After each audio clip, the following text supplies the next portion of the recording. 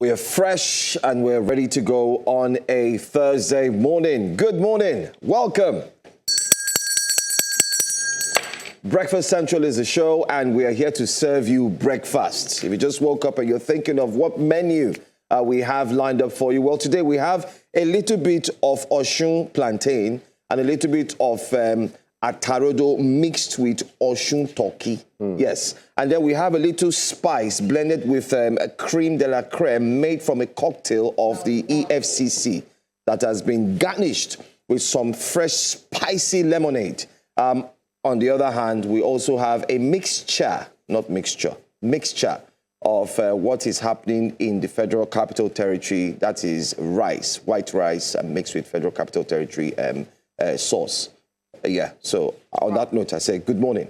Welcome to Breakfast Central. Olive was good. It's obvious that Joe woke up on the hungry side of bed. It's breakfast, come on. And he has explained just how hungry he is. Well, if you're hungry for the latest information politically and analysis, and you're hungry to air your opinion, you've come to the right place. This is Breakfast Central, where your voice counts and where we feel the pulse of the people. That is our mission every single day. My name is Olive Emodi, and you're welcome to Breakfast Central. I shall now hand back over to Joe. Olive. Benga is not on set today. Yes. Olive, remember that there was one guy that joined us that used to call me every morning. He would say from Port Harcourt to from Togo to Benin. He tried to rhyme. From Mozambique to Morocco. Morocco to Makoko. Yes. No, whether Morocco you're watching to from Togo. Makoko to Morocco, Morocco to It seems Mozambique. like hunger dealt with that guy.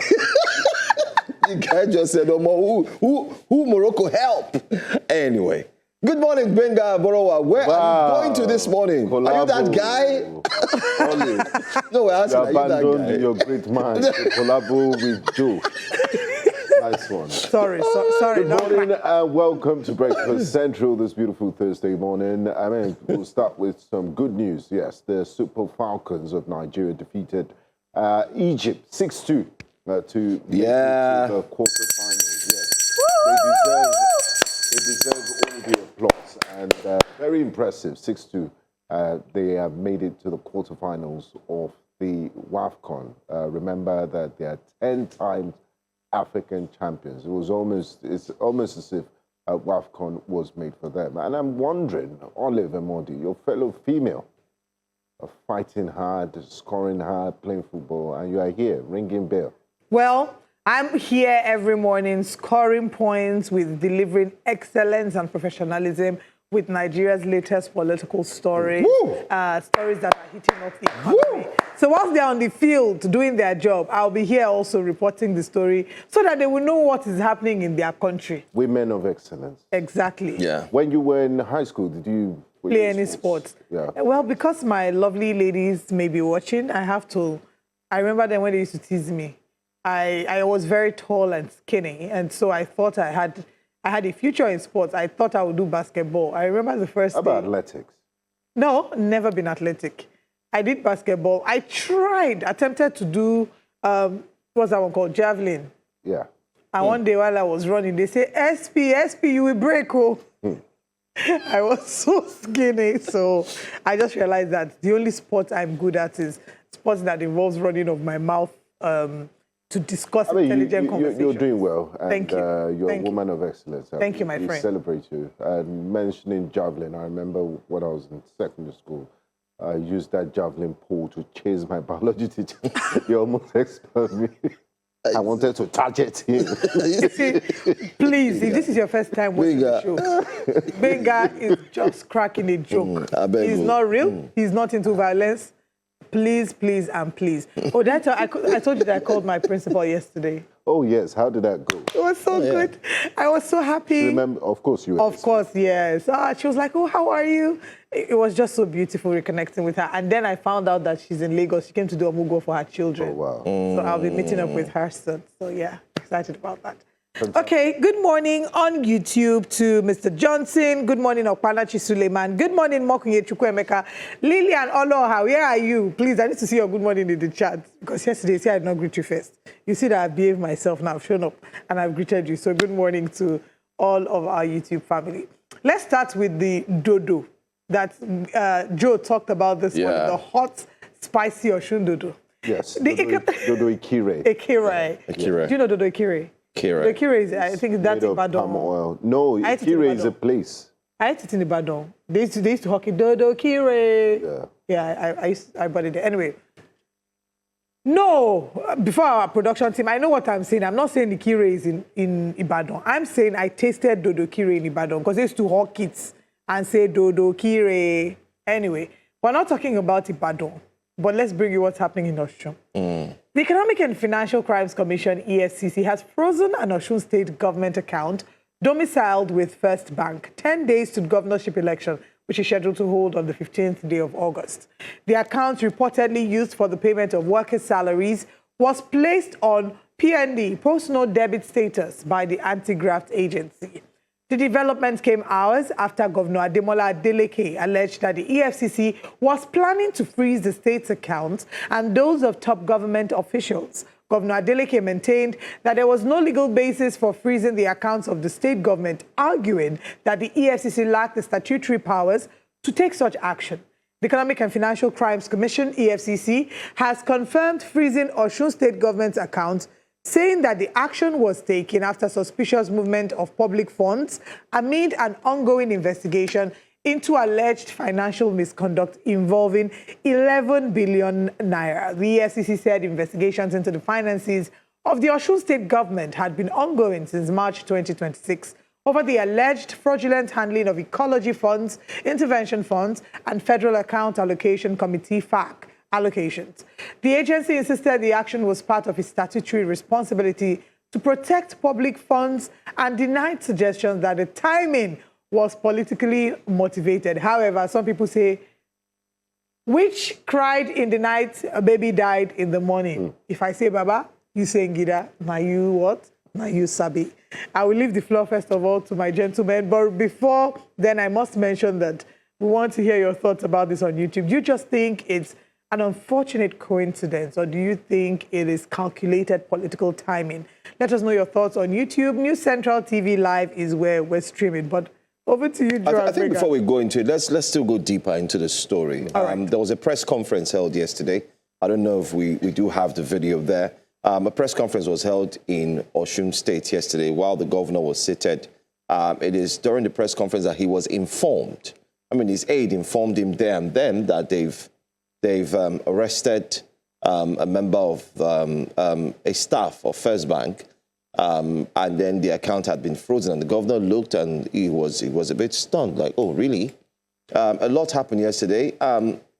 International and superstar, who happens to be his nephew, Davido, also was part of the presser, and he spoke to the people, the mole, and also the people there, and made it clear to them that, listen, let's just have a good election, let's not fight and all of that. I think we should just watch all of the footage, and then we can have a well-rounded conversation this morning on Breakfast Central.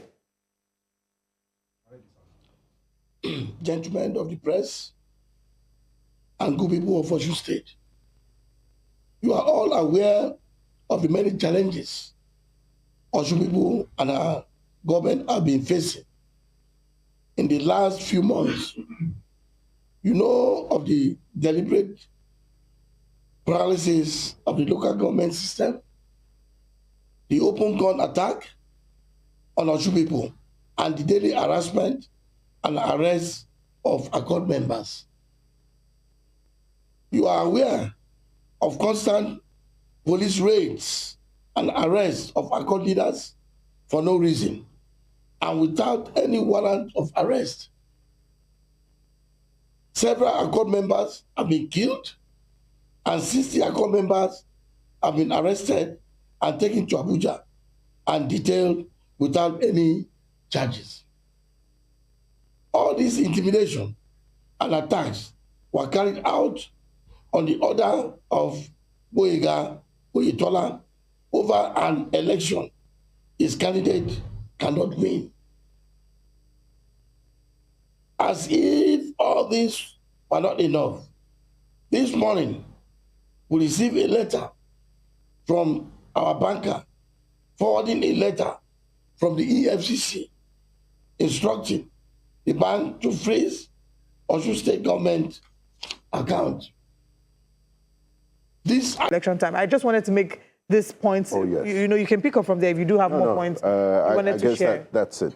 And, Yeah. I mean, different legal positions on the debate is out there on whether the EFCC really has the powers or not, and whether this is interference in the elections in Osun State, because the timing is too close to the elections. The same way we saw the commissioner that was picked up the other day, that his house was raided, and all the investigations seem to be one-sided, and the use of police, who people have termed lawfare, seems to be targeting the Accord Party. But let's wait and see how things pan out. On the other hand, some would say that there were bells were ringing even prior to this election, before the build-up. Take, for instance, there were discoveries of ghost workers. Many had pointed out there were over 8,000 plus ghost workers. And that was one of the points that was highlighted. However, we also recall that the governor had invited the EFCC and the police and said, okay, come and investigate if there truly are ghost workers within my administration. Just 3 days ago, civil servants and even some students were said they were receiving 20,000 naira each. Some posted the deposit, the alerts that they got from the governor, from the government house, 20,000 naira, and everybody was like, okay, fine. This is prior to the elections. Is it tantamount to vote buying? How come the monies that are being transferred to these civil servants, why is it coming now? Why is it towards the countdown to the elections? And what is he using the money for? The governor himself has been accused not just once, not just twice, but countless times regarding how he uses funds of the state. But if you look at it from that aspect or that angle, you will say, okay, fine. There's also a document that shows that the EFCC had requested to look into the account and the use of funds, especially from the government. Many said it was 2024, before 2025, and so on. That monies were being transferred. The EFCC Act 38 subsection 1 and 2, where they said they have the rights in pursuance to ask, okay, fine, where are these monies? Where are they going to? What are they being used for? Acting on credible intelligence. Exactly. They feel it would be used for illicit activities. But I also want to ask a question. So Nigerians are saying, okay, fine. If we have to balance it here, the point is, why now? Why just 9-10 days to the election? Or why didn't EFCC act in this manner in other cases of graft that we've seen? Good question. Right. So that also comes up. Governors and Exactly. They've mentioned Okowa, they've mentioned Yahaya Bello, and also Malami. Did the EFCC not see these monies flying left, right, and center? That's another thing. So just yesterday, many have pointed that. Okay, look at the case of the former Secretary General of the Federation, Malami. Many houses. Those number of houses. Well, some of them, it doesn't matter if some of the properties were frozen. Some of them were... No, but they said during the process. Order. Okay, fine. Yeah. They now go to the government. They said, okay, let's use governors, for instance. You mentioned Okowa as well. Exactly. And people have said, okay, fine. Didn't you see when these monies were moved, especially during the pre-election campaigns and so on? Okay. Over 1 trillion. Not just that, they've also gone as far as saying, okay, fine. If you want to walk this way, then let's clearly understand on whose side the EFCC and be is consistent also. And be consistent. But it's a lot happening in Osun State. Too much is happening, and there are too many stories. I'm hoping that we can take the second story because I'm particularly interested in that one. But there have been reactions on social media, and I think our final thoughts on this would be the fact that nobody is discounting the EFCC's power to be able to freeze accounts where there's a suspicion of fraud. The 72-hour administrative window exists, but the question is, does that power extend to freezing the account that governs statutory allocation for the state, that governs day-to-day governance within the state? Is that the proper interpretation of that legal provision? I think that is where the issue lies, and the court will be in the final place to determine this, and we cannot deny the fact that the timing is rather obvious. But on YouTube, the reactions have been coming in. A lot of it. Floodgate of reactions. Anthony says, but wait, is this even allowed? A government that is still running, can they freeze federal accounts? This is witch hunt. Osaz says, now we know why all the governors were running to the APC. But then again, Governor Adeleke thought that by dining with the devil, he will obtain favors, forgetting that the devil only comes to steal. Oh, right, maybe by aligning himself with the APC in some sense, I guess. All right, Prince Ajibade says, every institution that has been working before this, he has a very interesting way to describe the APC, that has been working before this APC came into power, they have destroyed. There's nothing at the moment that is working, and these people are happy. We will be here. Mr. Johnson says, you know, go fear federal power. If I tell you what is happening in our politics today is explainable, I'll be lying. He already said everything is fair in politics. That means he has backed up all the... Okay, I don't think your comment is complete. Victor Okebata says, APC is so desperate that they can do anything, no matter how unconstitutional and shameful. And Enoch Ojein says, this APC style of politics will destroy Nigeria. Nigerians is asking, why is Tinubu so interested in Osun election? We don't have proof. We cannot categorically say. It is...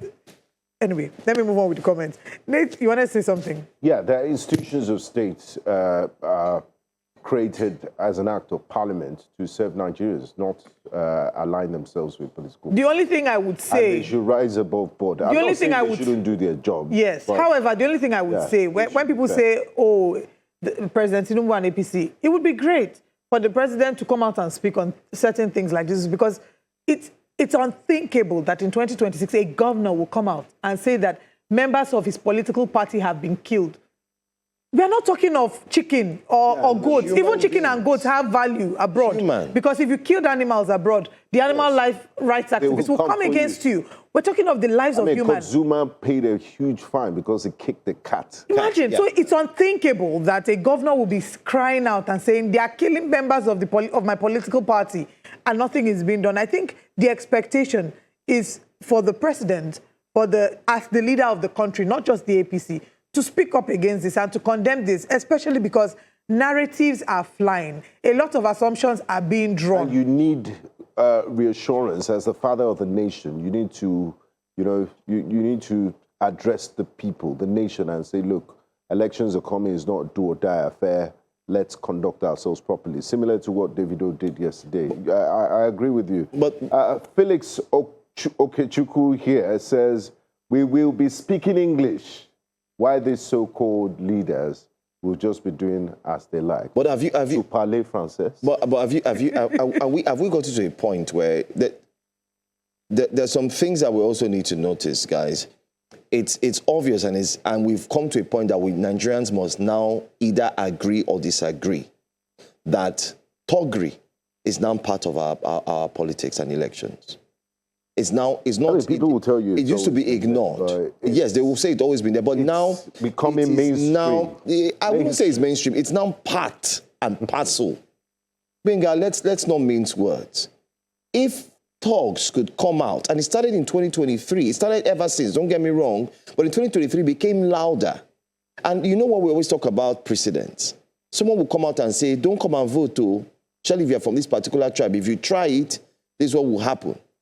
And then the leader would not come out to chastise and find a way to say, no, debunk that. Or inspire confidence amongst the But rather what we saw was, after that statement was made, another statement was, I know I was just playing. But then again, we now saw other thugs come out to say, yes, hey, who are you voting for? They even injured someone, beat someone, and she was bleeding at the polling unit. This is a microcosm of what we are afraid will happen in the 2027 election. Ominous signs. These are just their birthing pangs. And if it's not dealt with, if it's not thoroughly looked into, we are sitting on the ticking time bomb. And this is not to set any alarms off. But if a governor that is the leader of a state can come out, a governor who wields so much influence politically and otherwise, the chief security officer of the state comes out to say that his political party members are being killed and we are all just moving about like it's business as usual, then we are really in a pot of boiling water for 2027 elections.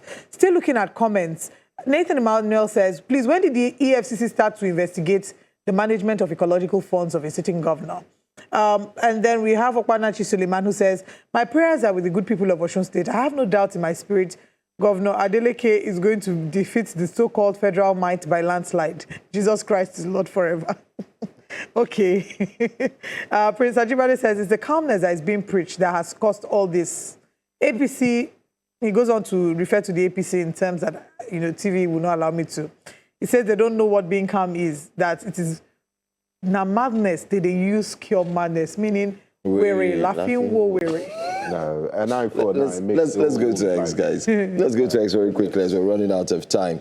On X this morning, let's see what Nigerians are saying regarding this story. Omo Agunloye says, EFCC doesn't have any right to freeze the account of the state government and the accounts of their officials. If that should be done, then it must be ordered by the court of law. This is about politics.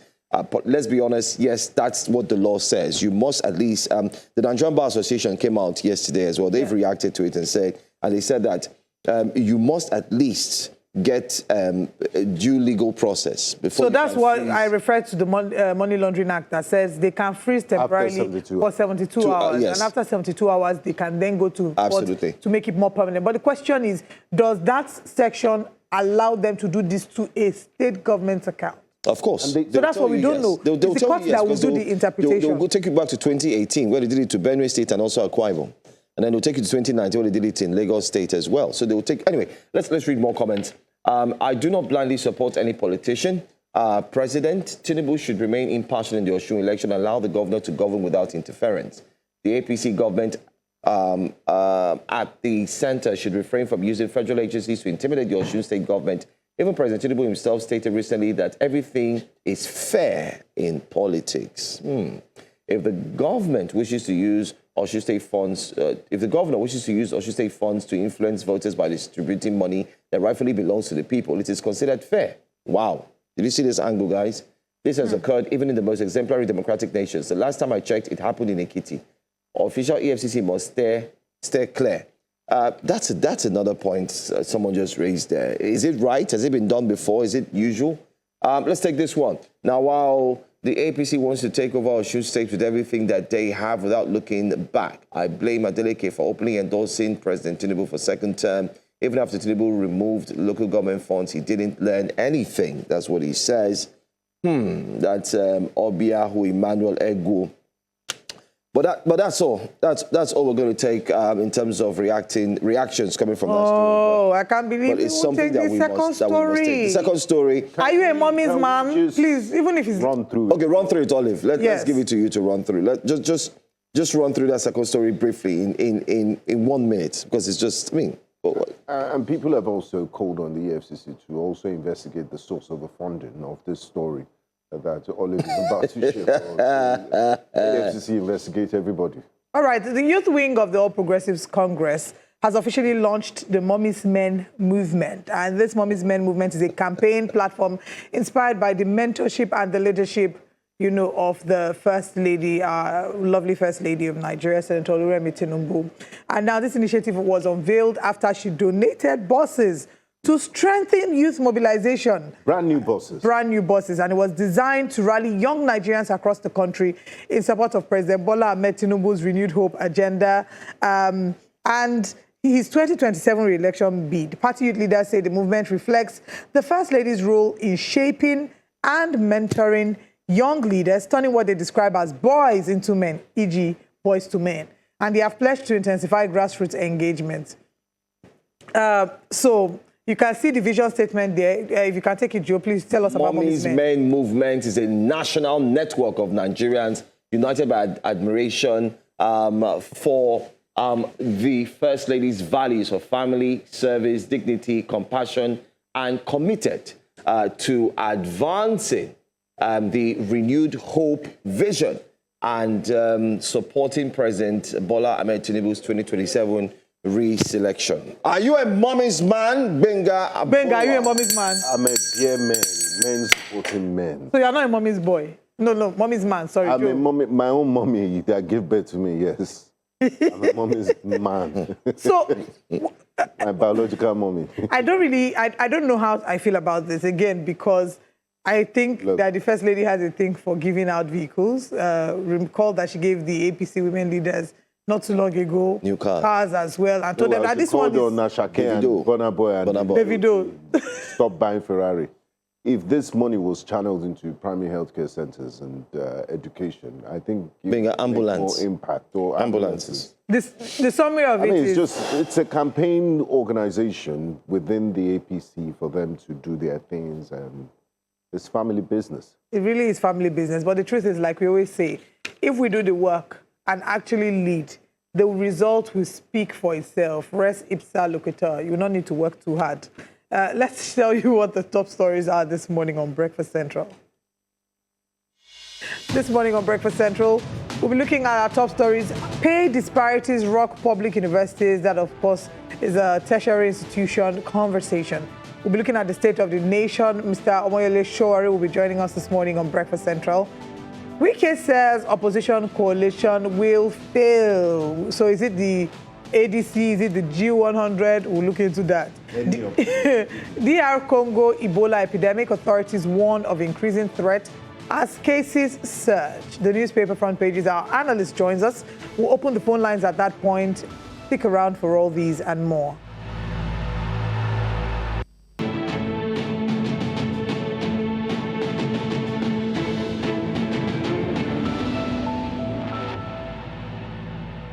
Welcome back to Breakfast Central. Nigeria's public university system is facing renewed pressure as the disparities in the implementation of the new salary structure for academic staff widen the gap between federal and state-owned institutions.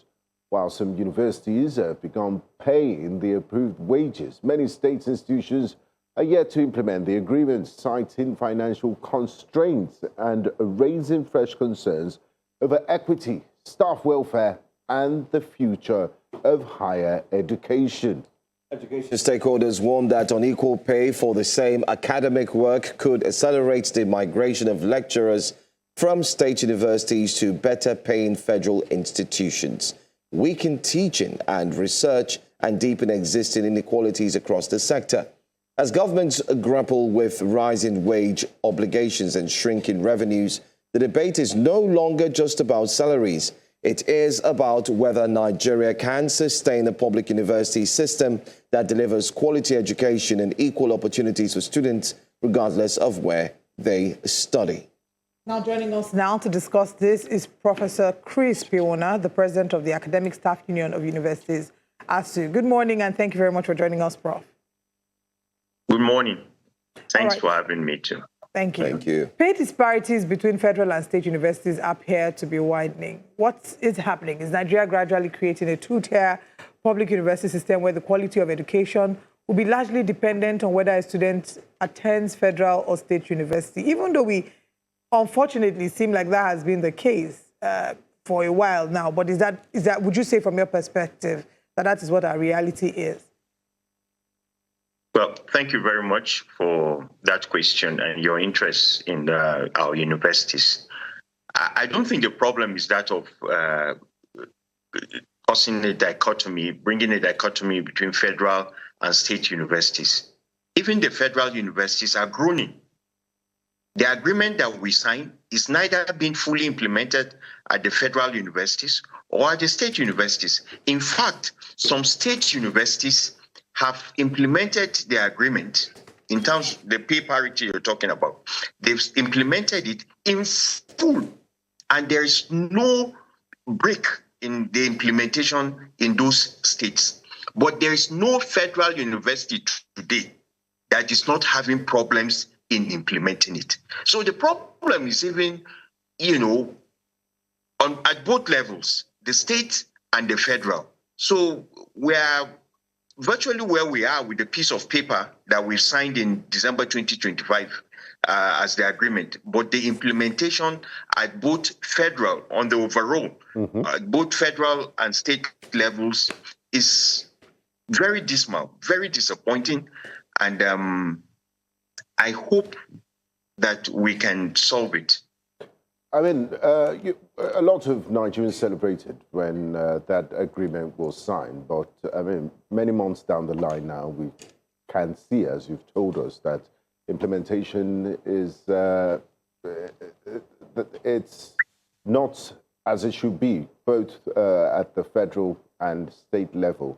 How has this affected the morale of some of your members, and what sort of pressure are you applying to the government in order for them to, meet their own end of the agreement? The Nigerian university system, just like the general Nigerian public system, Our leaders have pauperized us to the extent that, it's like you are perpetually hungry. You know that sense. You're perpetually hungry. So anytime you see food, you just want to eat. You just want to eat. That is how the leadership in this country has pushed our members, staff of the university. And so even when they delay in payments, even when they don't pay in full, it's like just this bite will kill my hunger. That is the attitude, that is the mindset, that is the state in which our universities are. And what does that do to morale?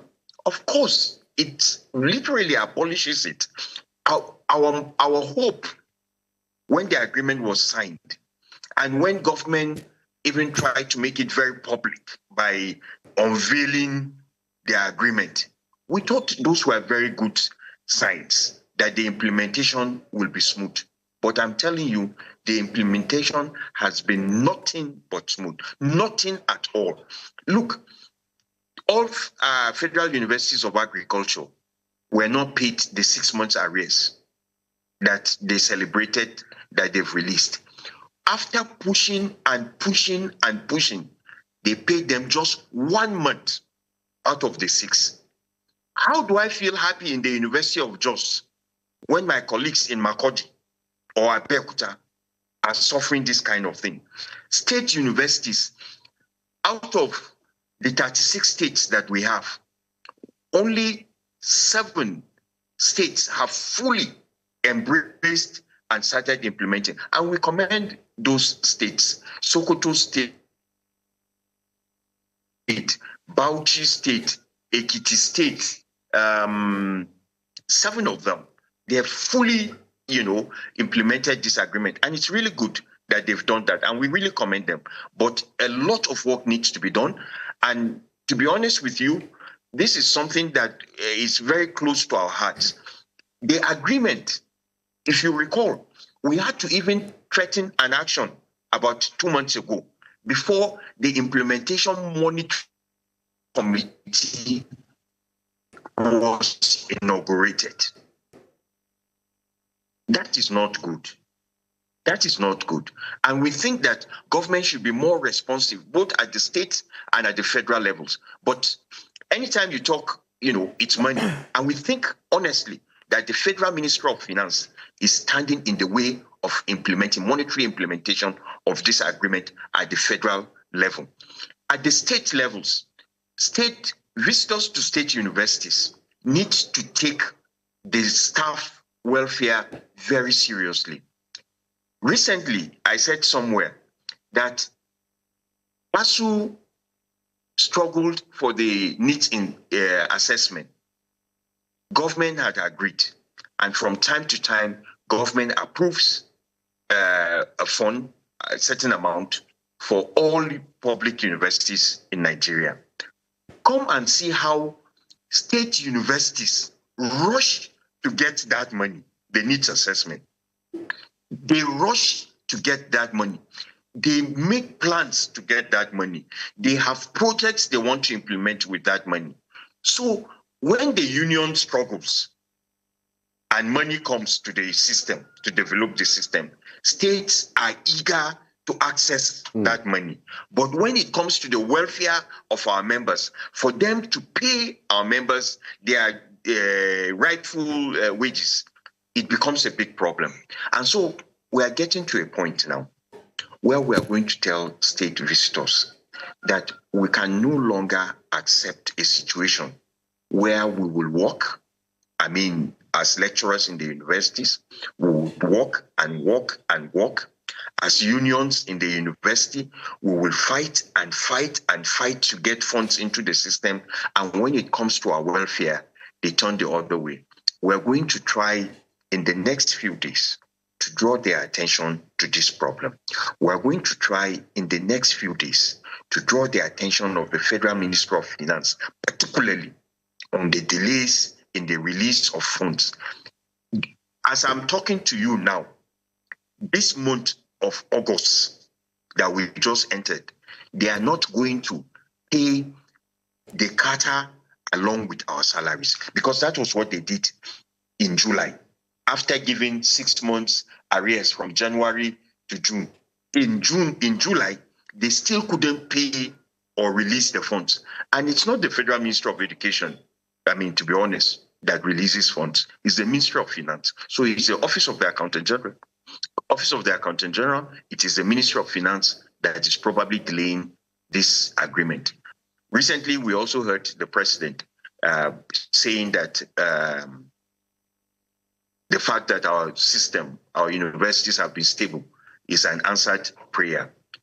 We want to tell President Ahmed Tinubu that there are people in his government that are actively working to, stop his prayers from being answered. And unless he addresses those issues, unless those people also do what they are supposed to do, I guess his prayers may not last for too long. Wow. That's a tough one. You had said that you want to draw attention to the government in a few days. How do you plan to do that? Is it going to be by... We have a meeting this weekend. Do you plan to call for a meeting? We have a meeting this weekend. Okay, so that meeting will reveal a lot that will happen in the near future, right? A lot in terms of the implementation of this agreement. A lot in terms of implementation of this agreement. Okay.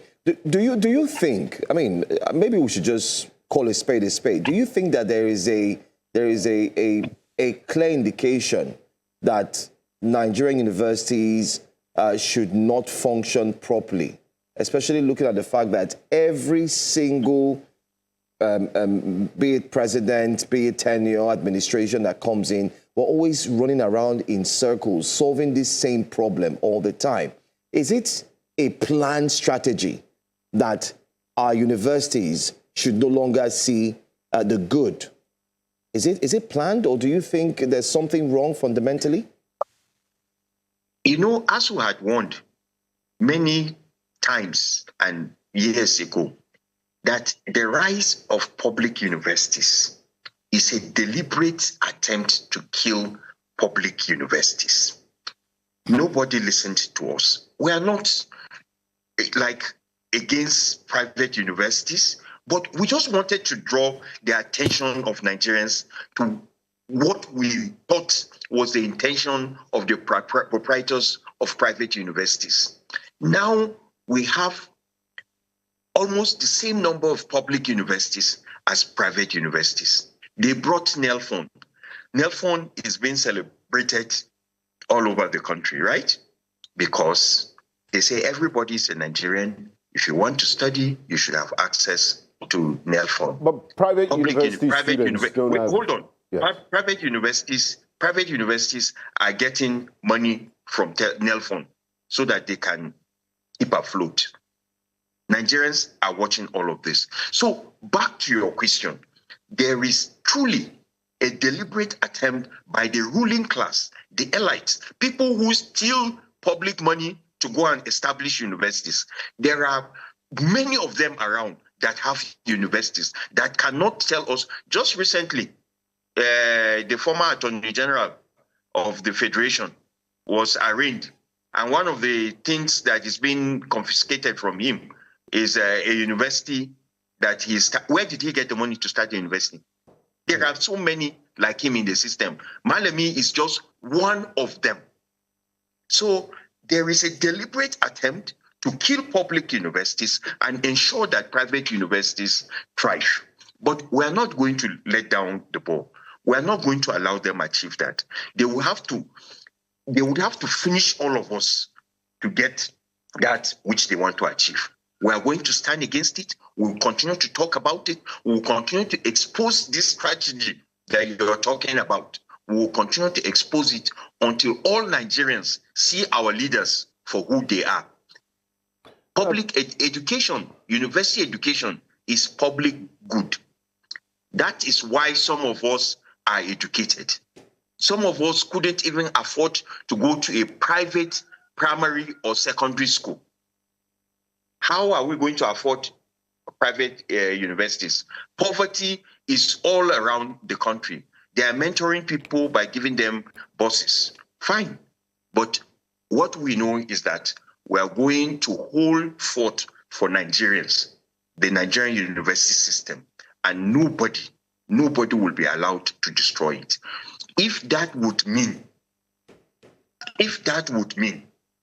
shutting the system again to bring their attention to what they are doing in the system, so be it. But like we've always said, and I think our recent history suggests that we are open for dialogue.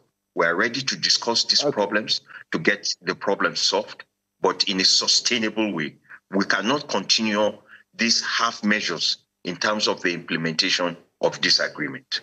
Now, Professor Piwuna, my colleague did raise this question earlier about the government's true intention, and it didn't just start with this administration of really funding our universities and, research for making universities fit for purpose. You did mention that universities are public good, but some would argue that, in today's world, universities getting a degree is an expensive venture, and there's a limit to how much government can fund. Is ASU, under your watch, looking at revenue diversification? Because, the government has shown that it might not even implement agreements it's signed. So is ASU looking at institutional supplement? Are you looking at internal revenue generating ventures, other funding models like alumni endowments and commercialized research and tuition fees? Because, when Nigerians study abroad, they pay a whole lot more than the locals. Maybe it's something we can look at, or is something you're looking at already? Mega, are we locals in our country? Are we not the locals in our country? Yes. We are the locals in our country. Why should we pay more? Are British citizens paying more in British universities? Are American citizens paying more in universities in America? Is that the case in Germany? Is that the case in Rwanda? Is that the case even in Ghana? So when they talk about tuition and all of that, education is not free, you have to pay, nothing is free. These are neoliberal thoughts and ideas. Fine. If you want to bring the neoliberalism fully into education, do it the way the other neoliberals are doing it now. Why are you changing it? If Nigerians are Nigerians, if we're the locals, Ghanaians should come and pay more in Nigeria. Kenyans should come and pay more in Nigeria. British people, as they used to, should come and pay more in Nigerian universities, not to tax us and our parents to pay more in our own country. Our government should provide certain things for us. They say, how many people are benefiting from this Trinel fund as at now? How many Nigerian students are benefiting from it? We have about 21 million students in public universities, right? So above that, tertiary education. I think that includes polytechnics. Universities may be a little less than that. How many of them are benefiting from the NEL fund? If they say they've brought NEL fund so that everybody will not be cut out of the system or locked out of the system.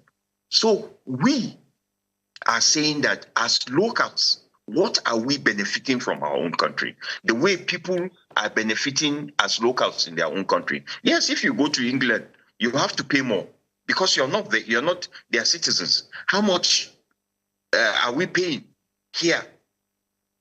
If you want to study medicine, I went to a medical school. From the day I entered medical school to the day I finished medical school, I'm not sure I paid up to 100,000 naira. The Nigerian government survived. Now,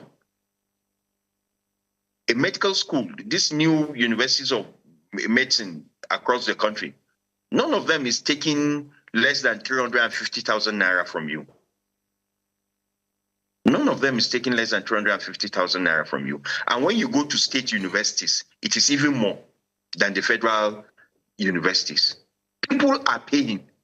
We accommodate, Benga, listen to this. We accommodate less than 10% of our students in our hostels. Who is paying for off-campus accommodation? Who is paying the feeding of that child off campus? Who is paying transportation for that child every time off campus into the university? Who? You saw the recent crisis in UI, in OAU, where students protested because of transport. Parents are bearing a great chunk of training students in universities. So government should forget this thing about university is free. Nothing is free. We are paying already. If you have your child now or a younger one in the university, you know what is happening in a public university. You know what you're doing. Don't talk about their field trips. Don't talk about other things they have to pay within the department.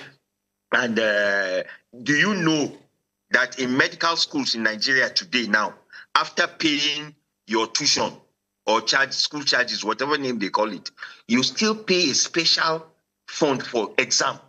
Just exam, you pay or not. So people are paying.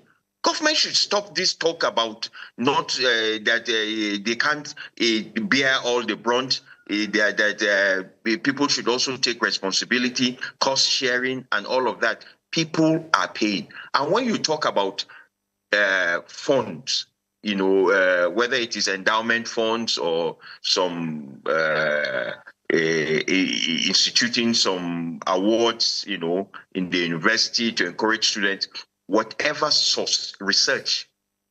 In this agreement that we signed, we told government that one way, of course they already know, we're just emphasizing it, one way in which we can improve revenue generation or funds, attract funds into the system, is to put a special fund for research to help us conduct research that will attract funds into the universities. As I'm talking to you now, that's part of the 2025 agreement. Nothing is being said by government about that fund. Rather, they have gone to say that they are setting up another research fund headed by the Vice President Kashim Shettima. Since they made that announcement, we have not been contacted. We have not been told where to go, where our own suggestion to them, or where our agreement with them, rather, it's not a suggestion, where our agreement on research fund stands. Prof, are you still with us? Hello, Prof. Oh.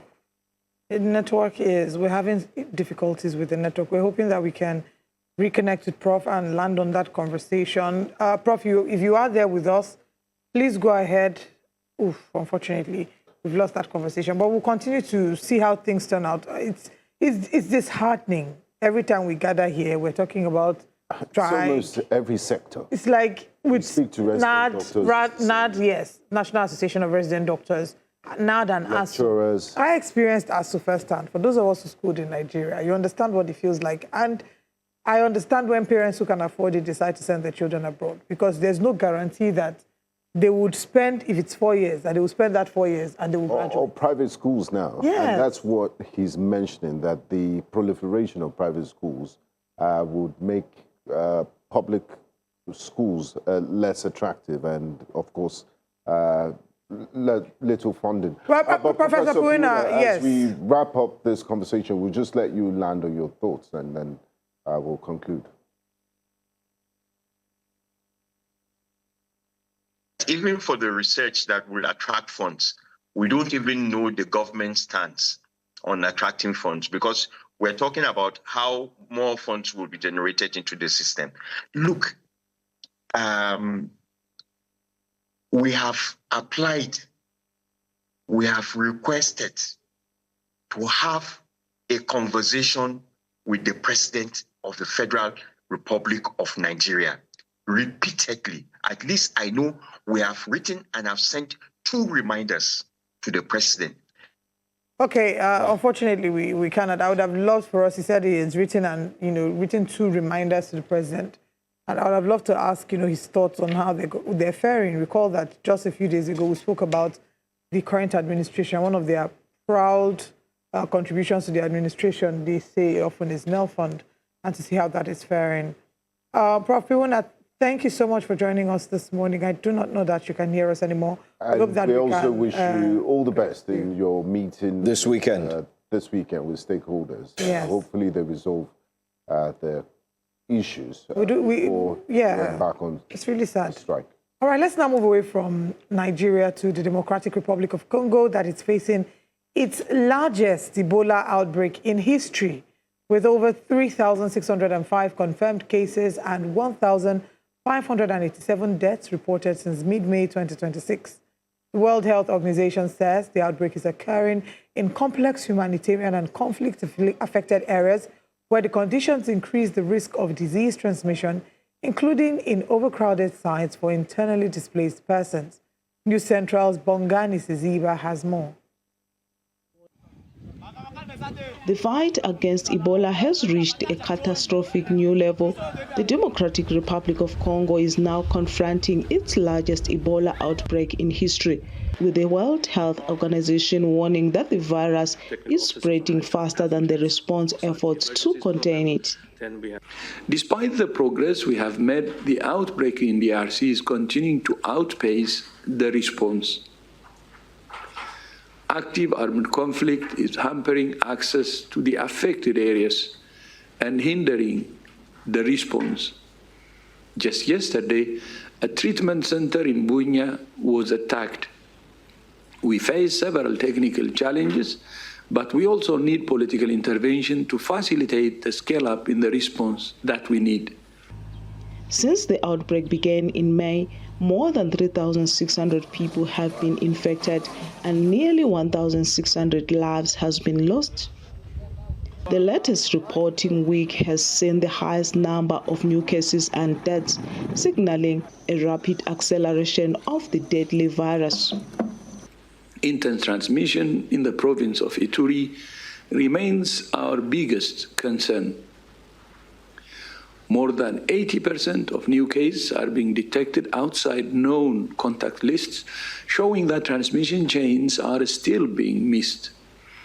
About 2/3 of deaths are occurring in communities among people who never receive care in a health facility. According to health authorities in the Democratic Republic of Congo, the Bundi virus has now expanded over the past 2 months, affecting 5 provinces, with a total number of 49 health zones now impacted.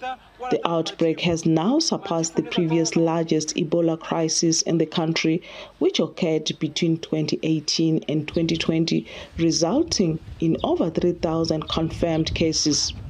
Ce que nous avons remarqué, ce virus a la spécificité d'entraîner des avortements, des fausses couches et aussi des accouchements prématurés. Et donc, pour ce faire, avec l'expérience qu'on a dans le CTI de l'hôpital général de Bunia, dans ce CTI, on a spécialement créé 2 maternités. Une maternité pour les cas suspects et une maternité pour les cas confirmés. Meanwhile, containment efforts continue to ramp up, but experts warn that without swift, sustained interventions, the outbreak could worsen further.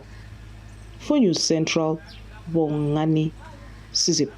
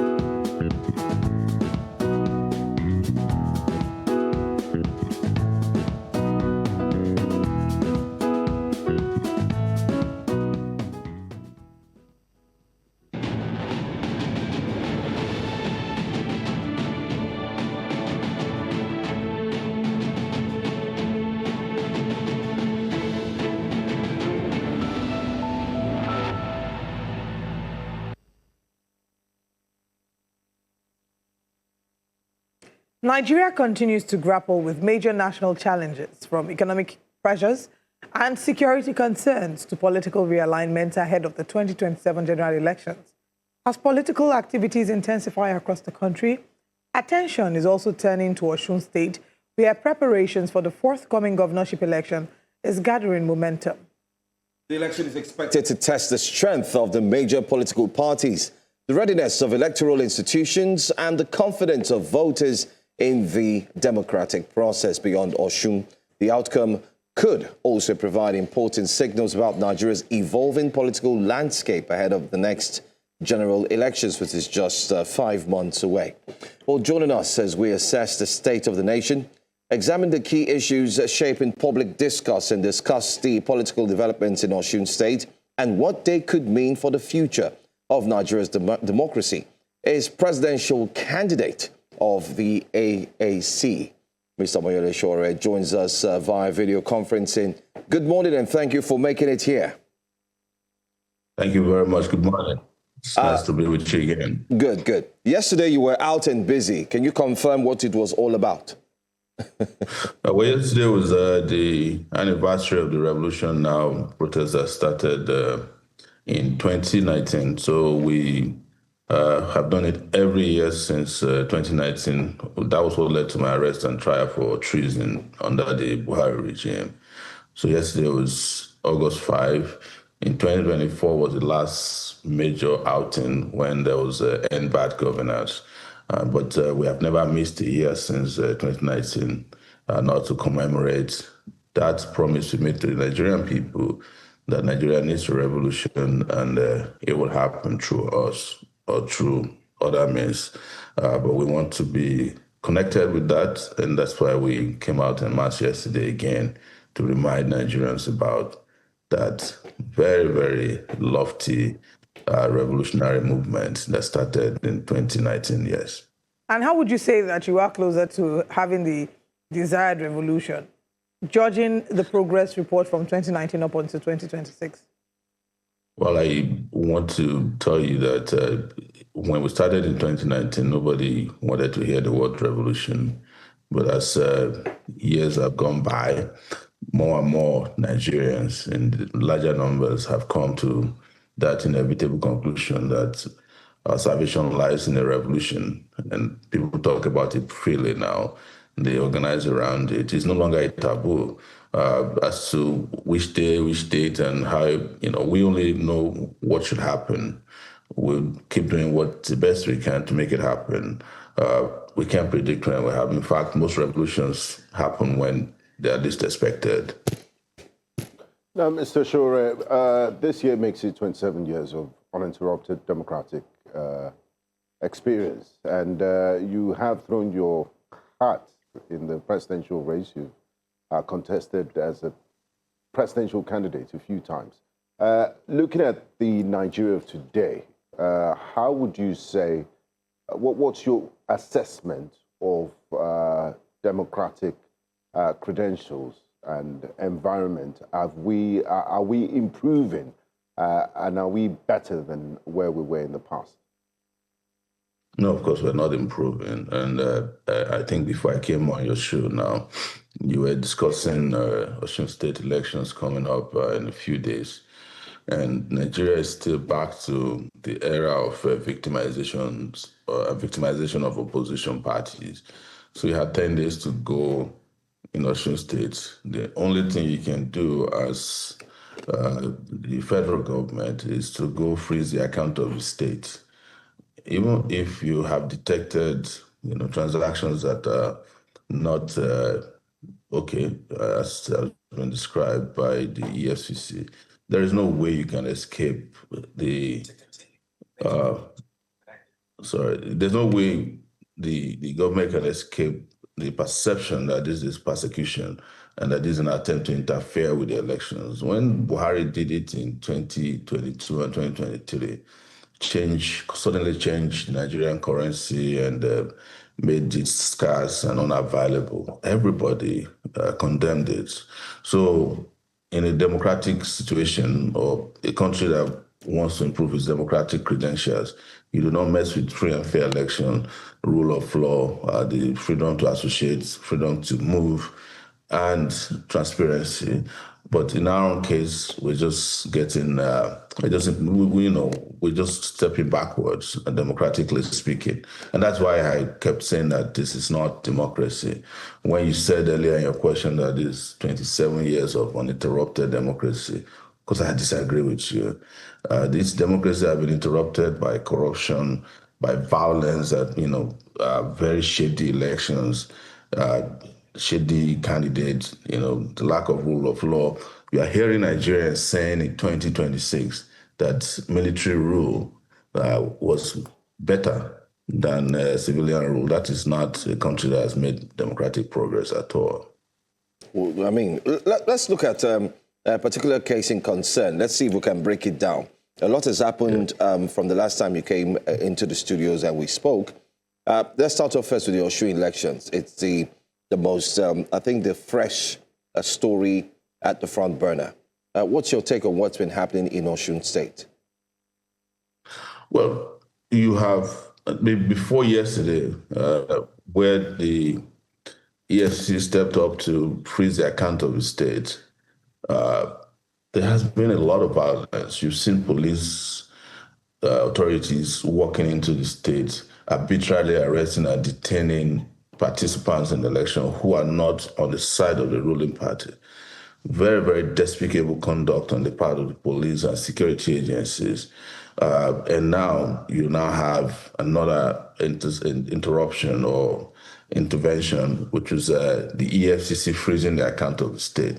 Okay, now, I want to be on record, I do not support corruption, but I think the optics clearly shows that there's an attempt to muzzle the Osun State Government or their candidates so that they will not be able to have enough resources to conduct the elections. Okay, I'm not expecting the state to use state resources, salaries to conduct elections, but clearly we all know what this is all about.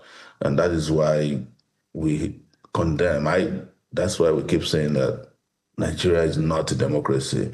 If we're to be a democracy, there will be strong enough institutions to checkmate the federal government or whomever thinks he has power to go to Osun State and do what they've been doing. They've killed several people. Why should the election lead to the death of people in the country?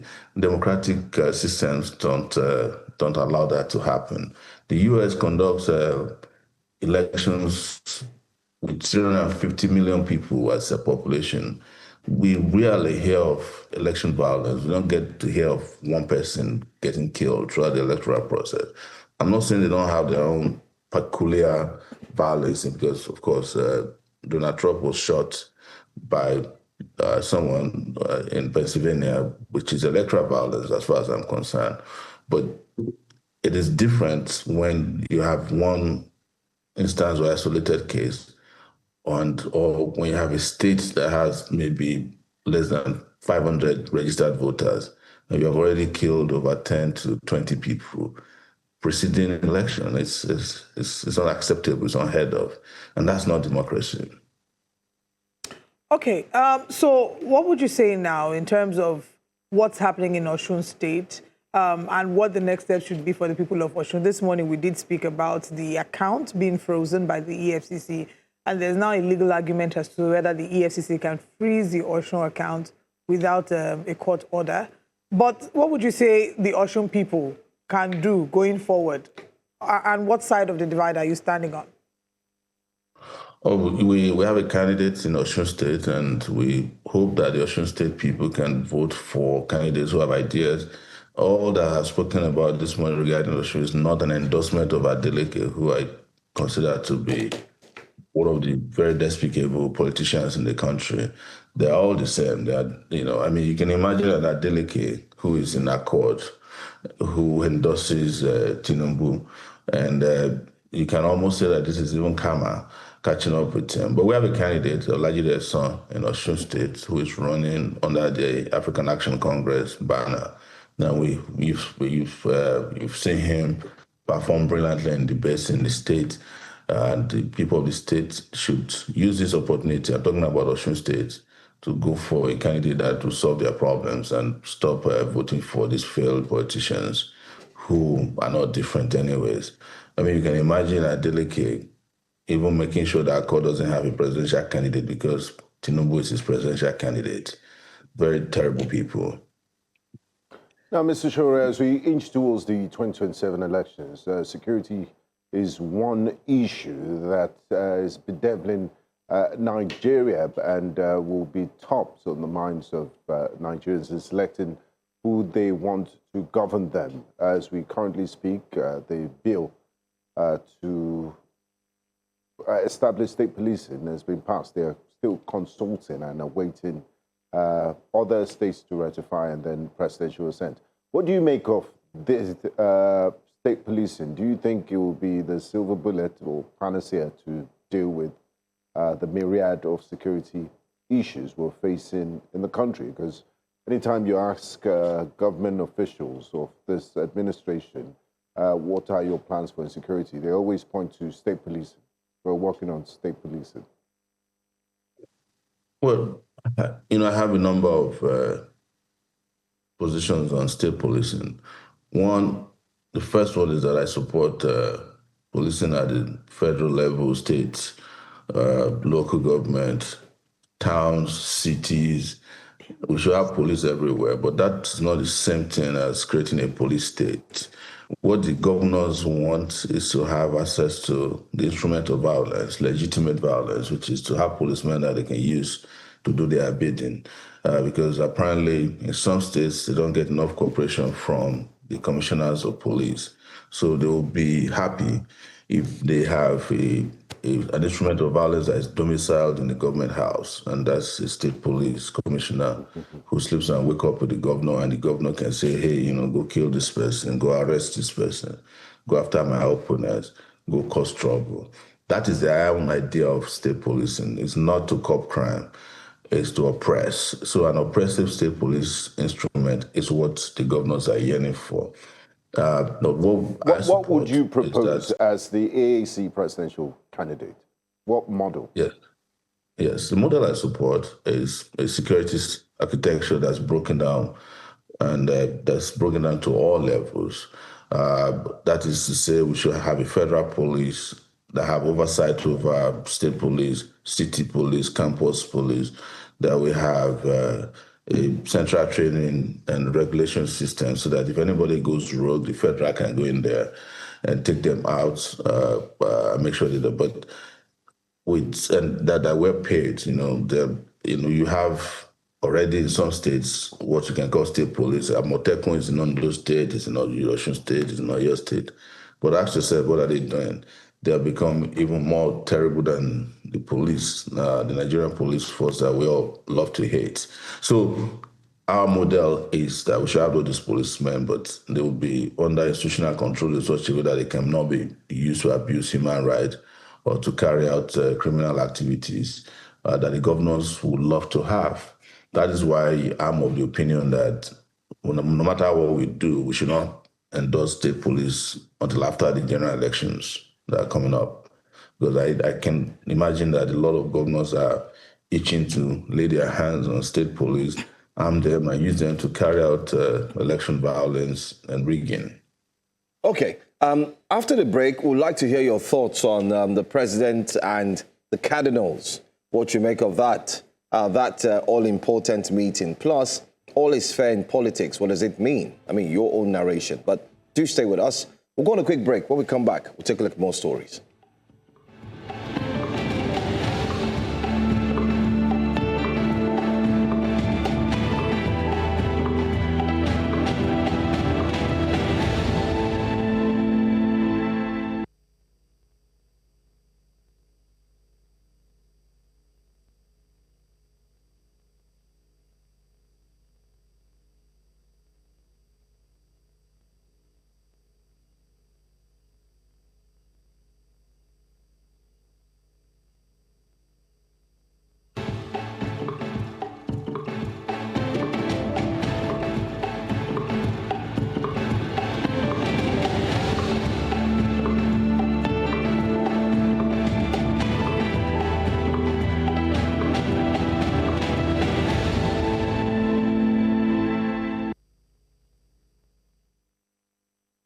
Welcome back. Still Breakfast Central. We're looking at the state of the nation. So many things happening right now in the country, especially in Osun State, plus other aspects of Nigeria's economy. But let's focus on politics, which is one of the major conversations so far. So good. Joining us is the presidential candidate for AAC, Omoyele Sowore, is still here with us.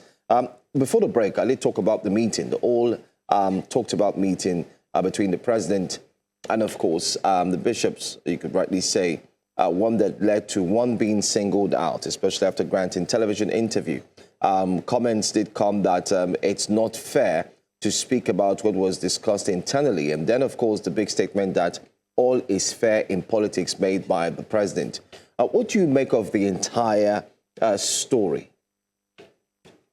You know, I think that sometimes, most times these days, the Nigerian state has figured out how to divert public attention from real socio-political issues.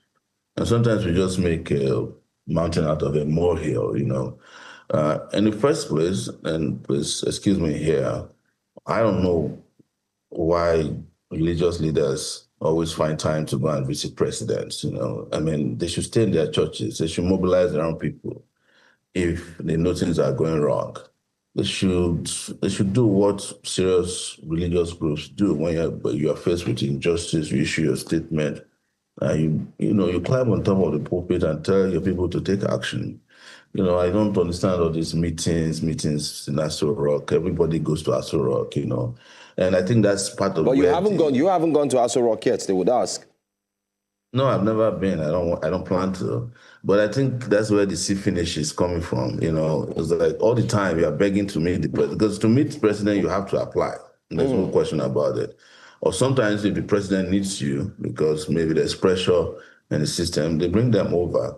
You know, I think people just stay in their monasteries and churches and shrines, you know, and stop visiting the president, because and these visits are where you have some of the problem from. And you visited too many times. If you're tired with the system, mobilize your church members. The Catholic Church has millions of people. You know, on Sunday, you can talk to them. You know, the Muslims have millions of people. On Friday, you can mobilize them. You can tell them what the issues are. That's why the pulpit is higher than, you know, the other part of the church. That's the place you stand and speak truth to power.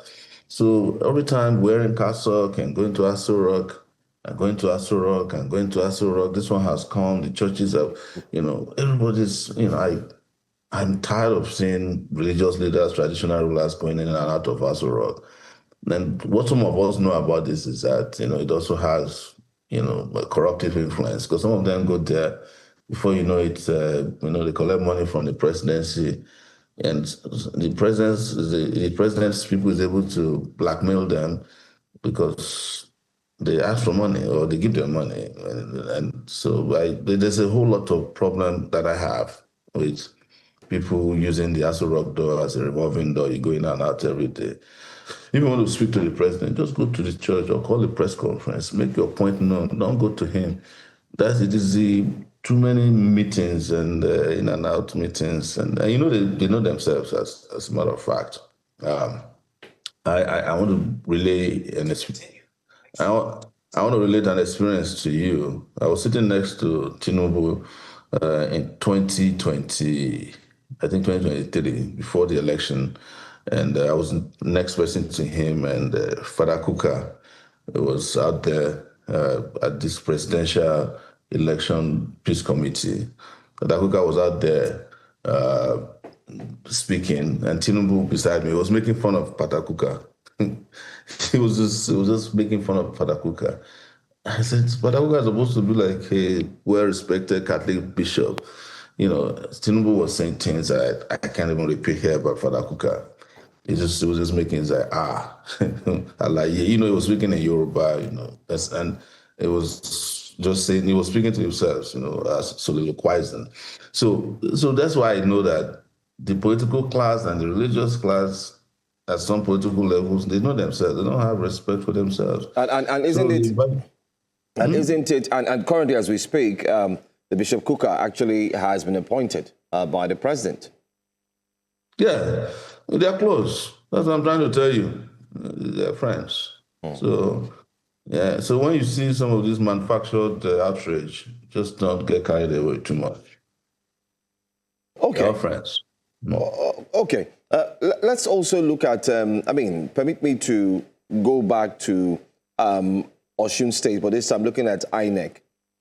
You are also a presidential candidate, and in a few months' time, you will be on the polls. Have you said to yourself that you now currently have full confidence in INEC in ensuring that the elections will run smoothly? No, of course. I have not seen anything INEC has done. But Mr. President said INEC is impartial. Who said that? The President of the Federal Republic of Nigeria. That's the reason why you should not trust INEC. If it's the president that is speaking for INEC, let me tell you something. We go to political party meetings when I was actively managing AAC as chairman, and we will spend 2 to 3 hours at these meetings. The APC chairman and secretary will never say a word, not even a closing prayer. They're so confident in they will just sit down there arrogantly. Sometimes they don't even complete the meetings or they walk out on us because they know that INEC is in their pocket. There's no question about it. If the president is saying that INEC is impartial, just know that he has INEC in his back pocket or his breast pocket. No doubt about it at all. So otherwise, what's the business of the president speaking on behalf of INEC? Is he the spokesperson of INEC? And that is the solution to INEC when we finally get it right, is to make sure that the president does not appoint an INEC chairman, because he's not going to ever appoint his enemy or somebody he cannot trust to watch his back or cover up for him as INEC chairman. Most of the National Electoral Commissioners of INEC, they are members of the APC. Most of the people appointed to head INEC at the state level, resident electoral commissioners, they are members of APC. So why would anybody trust that INEC can do? Whenever you have a free and fair election, historically in Nigeria, it is not because INEC wants to do free and fair elections. It's because the people decide that they want to have free and fair elections. And they will stand and, tell them, we'll give it whatever it takes. It's almost like war when people insist.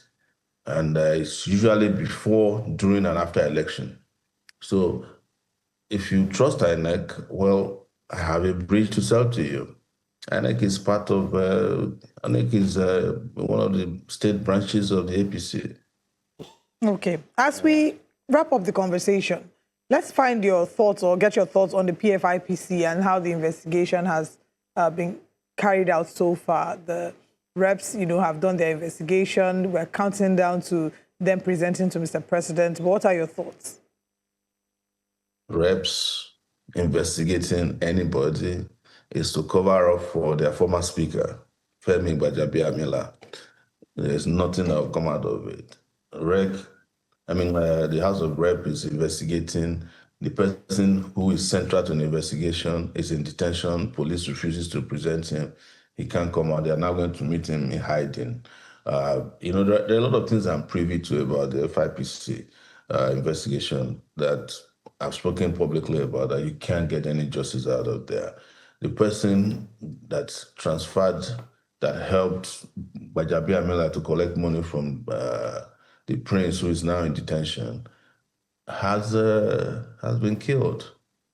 His hotel has been demolished. The hotel, which is the real crime scene. So if the crime scene is demolished, how do you get to the bottom of the crime? They're just fooling themselves. Now, Mr. Shore, as we wrap up conversation today, there's one other issue that is of national importance, and it's gotten lots of reactions, even across the political class. Personally, I think it's even bigger than the PFIPC scandal.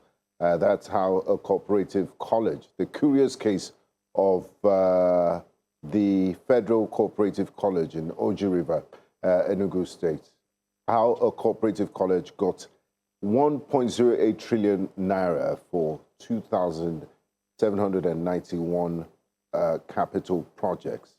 To put this allocation in perspective, It's greater than the combined allocations of 6 key ministries: the Federal Ministry of Tourism, Arts, Communications, Solid Minerals, and Interior. What does this say about our budgeting process, and why are heads not rolling, and why is it not the #1 national conversation in the country? See, my latest controversy is that I said I will make AI my Minister of Finance. And that's exactly the reason why I said so. Some of these very scandalous, eye-turning, head-rolling, or head-spinning scandals wouldn't have been possible if you use technology to do your budgeting process, to do the accounting process, to do the payment system. Blockchain technology would have detected that a college that submitted a budget of maybe 1 billion shouldn't have gotten 1 trillion. But what they do is, this is as a result of budget padding. They have padded the budgets. I'm sure this is not the only place. You've seen a situation where a road was inserted in the budget of a Hajj commission. I don't know why Nigeria is still surviving, considering how many of these criminal elements are just out there just scamming the country and stealing from wherever they can. And I must admit that, until this moment, I had not even heard about this latest scandal. I'm just admitting to you that I have not heard about this. This is how frequently these scandals happen that we can't even catch up. All right. Thank you so much. Thank you very much, Samuel Oshowari, for joining us this morning. We always appreciate your time. I look forward to engaging you in the nearest future. Thank you. All right. All right. We'll go on a very quick break, and when we return, we'll continue the conversations this morning, so please stay with us.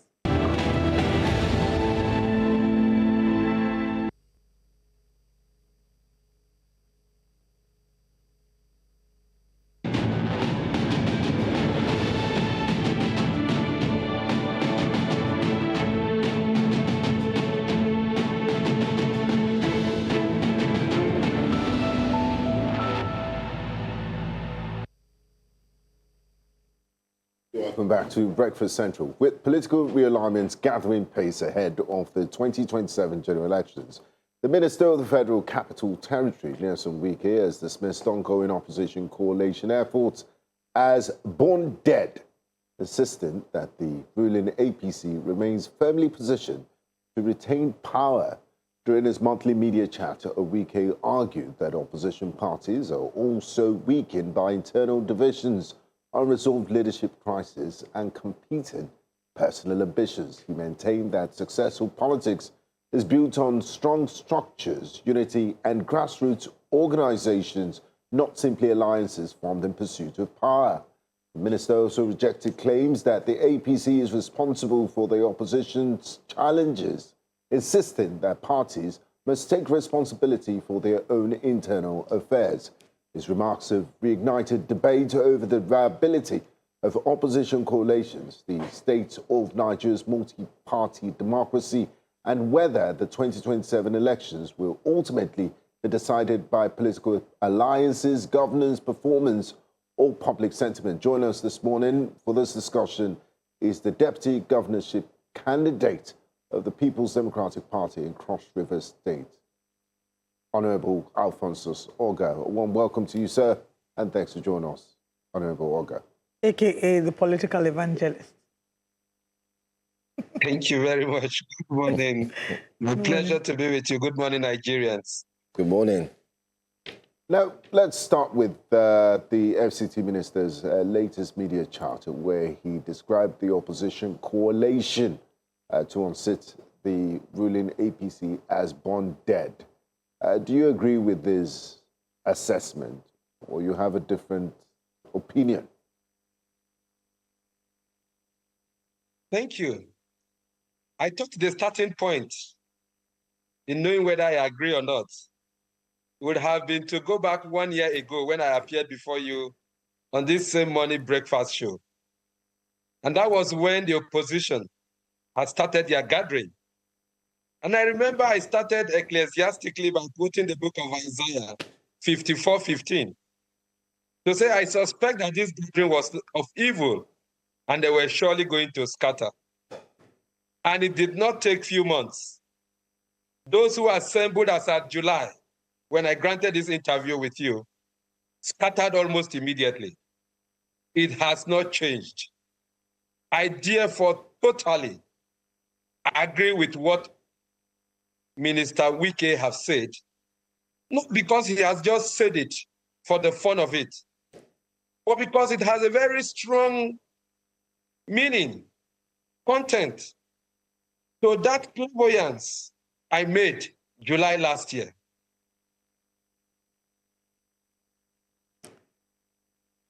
Mr. Eba, are you still with us? Okay, we thought... I am with you. Okay, great. So you completely agree with Minister Nyesom Wike, who argues that opposition parties are responsible for their own internal crisis. However, what we see is that those in the different political parties have accused the APC of being a fundamental cause or spearheading the challenges that they're facing. The key example will be in Osun State. Osun State, the Accord Party has faced severe opposition. The governor has alleged that their party members have been killed, that they've been intimidated. And this morning, of course, we did talk about how the EFCC has frozen their state account. And all of this, they have cried to be witch hunting. Governor Adeleke had aligned or had thrown his weight behind President Bola Tinubu. However, members of his party and him as well are starting to make statements that are inferring that the APC is behind the ordeal going on in Osun State. How would you respond to that? Before I jump or dwell in the Osun's case, if Minister Wike said that political parties themselves are responsible for their obituary, let me use that. I will take the case of the PDP, for instance. I started with PDP and I just returned recently to PDP. In April, I was at the Supreme Court to listen to the judgment of the Supreme Court. In there is what we call interest republicain ut finis litium. There must be an end to every civil litigation. The Supreme Court of the land, the highest court of the land, had since resolved the issue of PDP leadership in favor of Ambassador Abdurrahman Mohammed and Senator Samuel Anyanwu. INEC has uploaded the candidates from this recognized valid PDP to national interested persons led by Turaki and some leaders of the PDP are championing some division within the party. Are you saying that it is the APC or the ruling party that is encouraging such kind of division? Again, the answer is very clear, and I said no. So the Osun case, I read yesterday about the action of the EFCC. And as much as I do not believe or support corruption, I totally condemn the action of the EFCC in going to freeze an account of a sovereign state only a few weeks before election. I am a Democrat to the core. Let the people, the will of the Osun people speak. As a person, I am in support of good governance. And if Governor Adeleke has performed well and the people want him to return, the state must not use any instrument of power to coerce them. I totally condemn this action of the EFCC. When you say the states, who do you mean by the state? Who is the state that is using, these powers to intimidate the government of Osun State?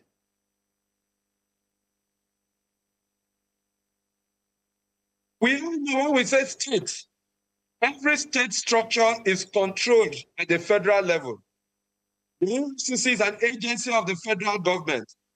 So by saying what I have just said is a direct reference that the federal government should please, and I'm giving a very sincere advice, Mr. President must step in and direct the appropriate agency to do, and according to the rule of law, the genuine will of Osun people should be allowed to stand. If to vote for the APC, so be it. But this action by whatever guys, and they would lend defense. I have seen this money. We're being moved from one point to the other. We have all been in this game. We have all been in this politics. There is never a time, whether the government of the day or so, that monies are not moved during election time. Our politics is largely sometimes decided by funds. It is out for EFCC to now trace and convict whoever has moved this money, and not to deny any state their genuine, legitimate funds. All right. I mean, you've taken a stand, which is another way to say that you, like you rightly said, you're a true Democrat. Looking at Osun State and other states that have equally had their off-cycle election, it will only make one wonder why the off-cycle elections are always heated up. What do you make of the polity, the heating up of the polity ahead of the polls? 9 days to go, and it seems like Nigeria is about to witness what we call maybe violence, unsettled waters. People are bickering. Even thugs are coming to make videos to threaten. Does it really look like we've made progress in our democracy? Democracy itself is a contestation for power. And sometimes these pockets of disagreement are often experienced. But I do not subscribe to the issue of violence. And that is why, again, I want to appeal to Mr. President to step in early. We have so many problems in the hands of government to solve. The issue of banditry and all the health and farmers' clashes and terrorism is just too much in our hands. Let us allow any state to have human-created and artificial violence in the name of winning an election. It will not help us. I do not support any issue of violence. And this is a call to Mr. President to please tell the security agencies to be non-partisan.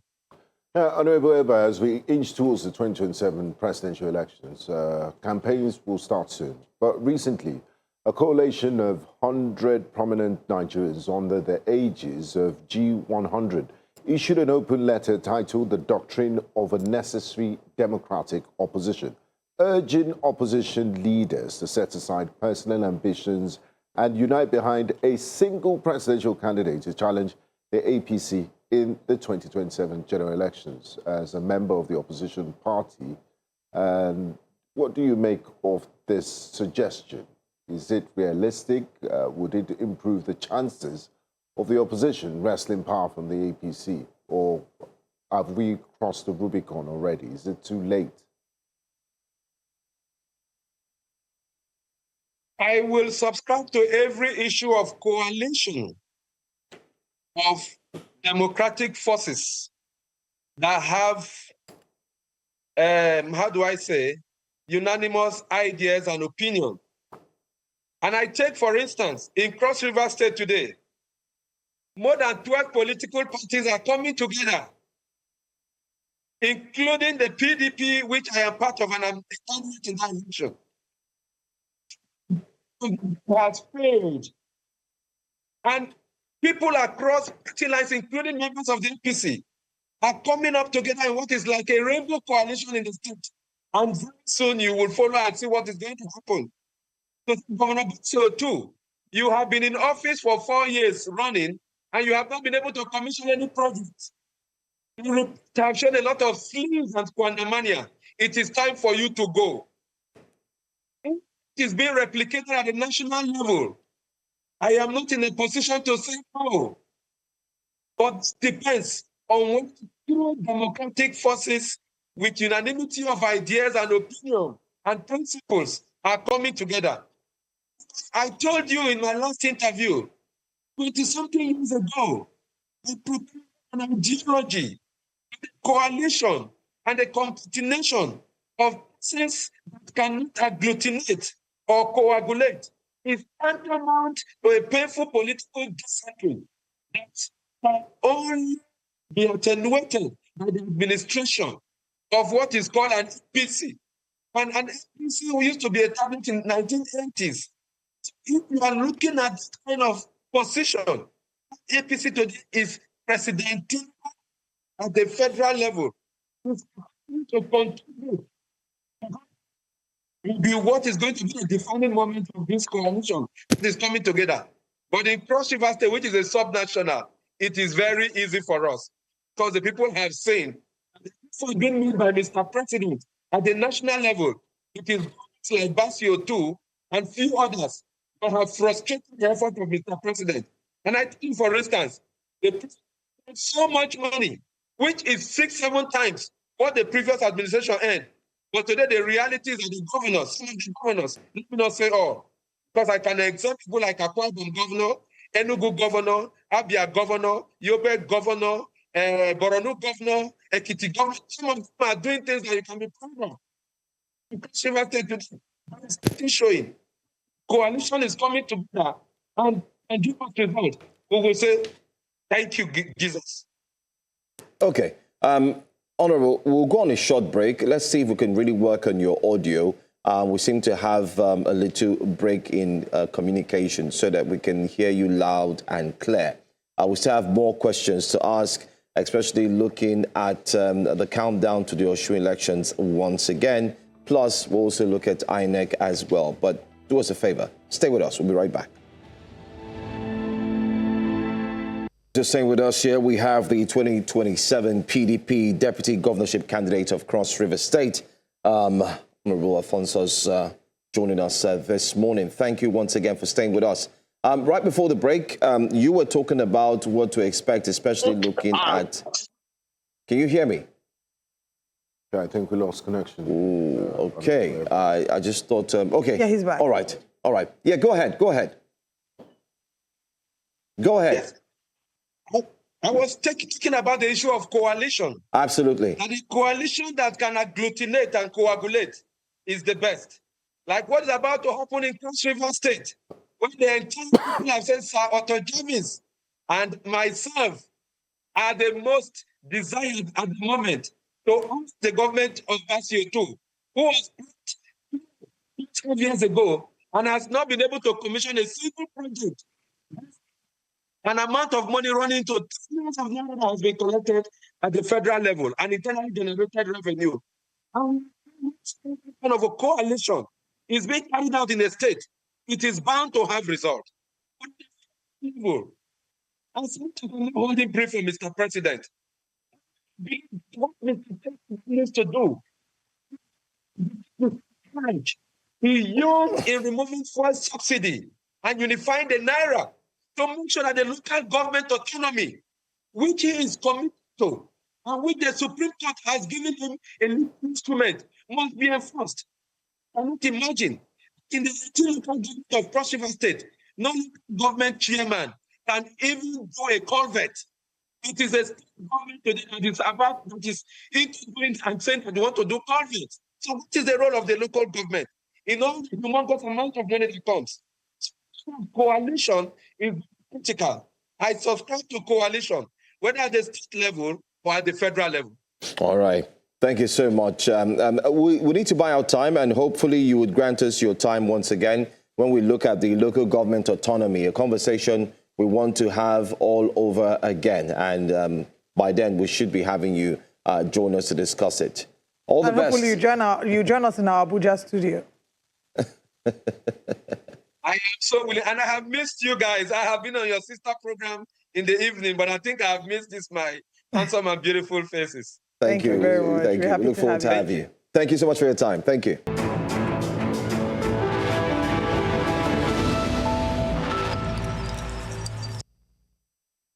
Thanks for staying with us here on Breakfast Central. Let's take a look at what the top stories definitely are on Breakfast headlines. Let's begin with security development.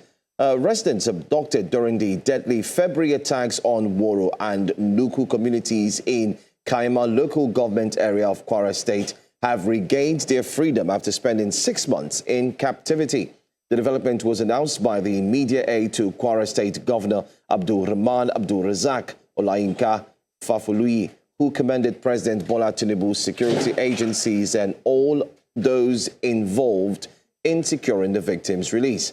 The victims were abducted on February 3 when armed attackers invaded several communities in Kaima local government area, killing at least 75 people and forcing many residents to flee their homes. Reports at the time indicated that about 170 women, children and other residents were taken away by the attackers.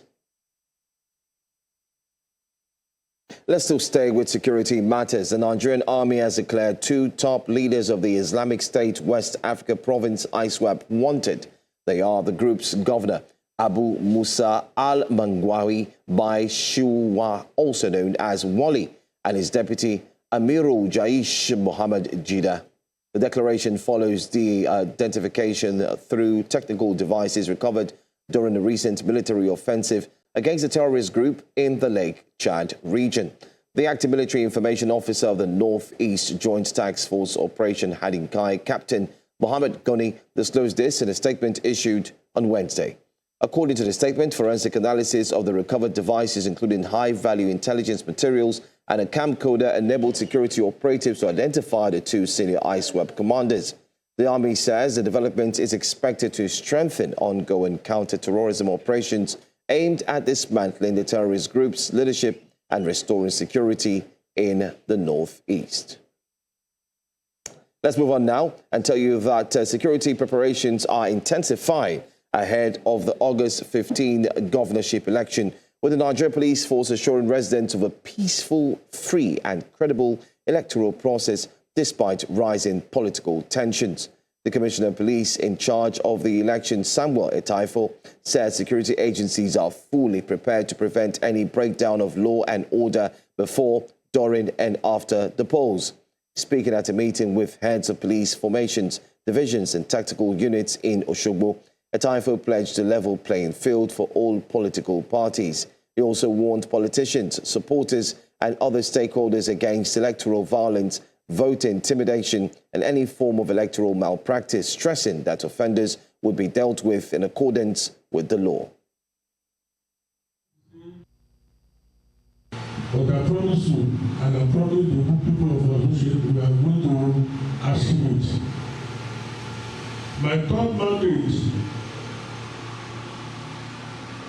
is to play the ground and create a level playing ground for all political actors, for all political actors to exercise their franchise. Gone are the days that the police will be partisan or are partisan or people allege us to be partisan. The police, we are going to do our job. The electoral provision for the role and function of the police is very, very clear. More than 220 civil society groups are calling on the federal government to reverse the confirmation of Abayomi Fasina as Nigeria's ambassador, describing the Senate's decision as a miscarriage of justice. The organizations argue that the Senate overlooked petitions and pending court cases alleging sexual harassment against Fasina before confirming his nomination. They also dispute claims made during the screening process, insisting that Fasina is from Osun State, not Lagos State, and that neither the Nigeria Police Force nor the Federal University or Ekiti Governing Council has the constitutional authority to clear him of the allegations. The petitioners maintain that ambassadorial appointments demand the highest standards of integrity and say unresolved legal proceedings should have warranted greater scrutiny by the Senate. The groups further claim that the Senate failed to exercise adequate due diligence and did not hear from the complainants or civil society organizations that submitted petitions before approving the nomination. Away from that story now, let's talk education matters. The West African Examinations Council has released the results of the 2026 West African Senior School Certificate Examination for school candidates. WAEC said 1,200,514 candidates, representing 61.54% of those who sat the examination, obtained credits in at least 5 subjects, including English language and mathematics. Speaking in Lagos, head of WAEC Nigeria, Dr. Josiah Dangote, said the performance was slightly lower than the 62.96% recorded in the 2025 examination. The council said results for 1.83 million candidates have been processed and released, while those of over 116,000 candidates are still being processed. WAEC also disclosed that the results of 167,486 candidates were withheld over alleged examination malpractice, although the figure represents a decline from the previous year's record. And that will do for breakfast headlines. To get more news and detailed analysis, plus to have a report around the country, do well to join 12 Report. That will be at 12 p.m. later today. In the meantime, stick around. Breakfast Central continues. We have the front pages of the newspapers to look at. Plus, you can call in and share your thoughts on what you think about the stories we've been taking so far. I'm Joe Hansen. Stay with us.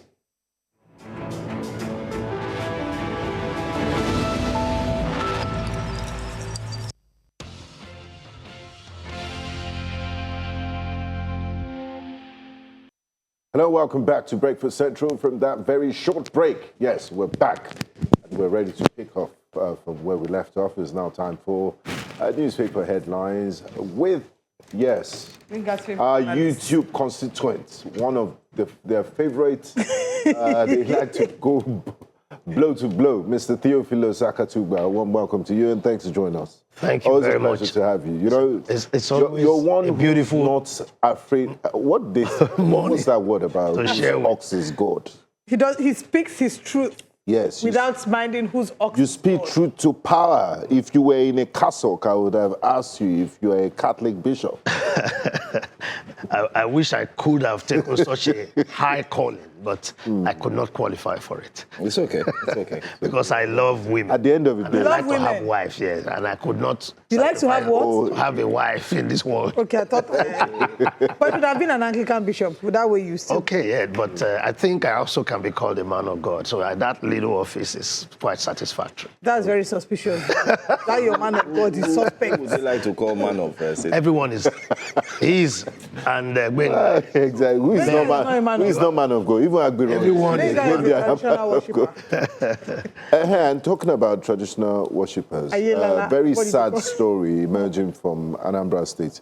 Yesterday, 3 children were discovered dead in a native doctor's house. Yeah, but those are not. And that's why Governor Soludo has been. Those are not traditional worshippers. Those are traditional worshippers do not. Yeah, those are ritualists. Traditional worshippers do righteousness, but ritualists, witch doctors, and all of that. What is righteousness? The righteousness in the eye of the code of your faith. I also want to know. For every faith is towards righteousness. But the ritualist will tell you that's the code of his faith. No, that's not the code. As long as you are causing injury to another person. And do not promote love. I also want to know your take on this. This picture is making the rounds.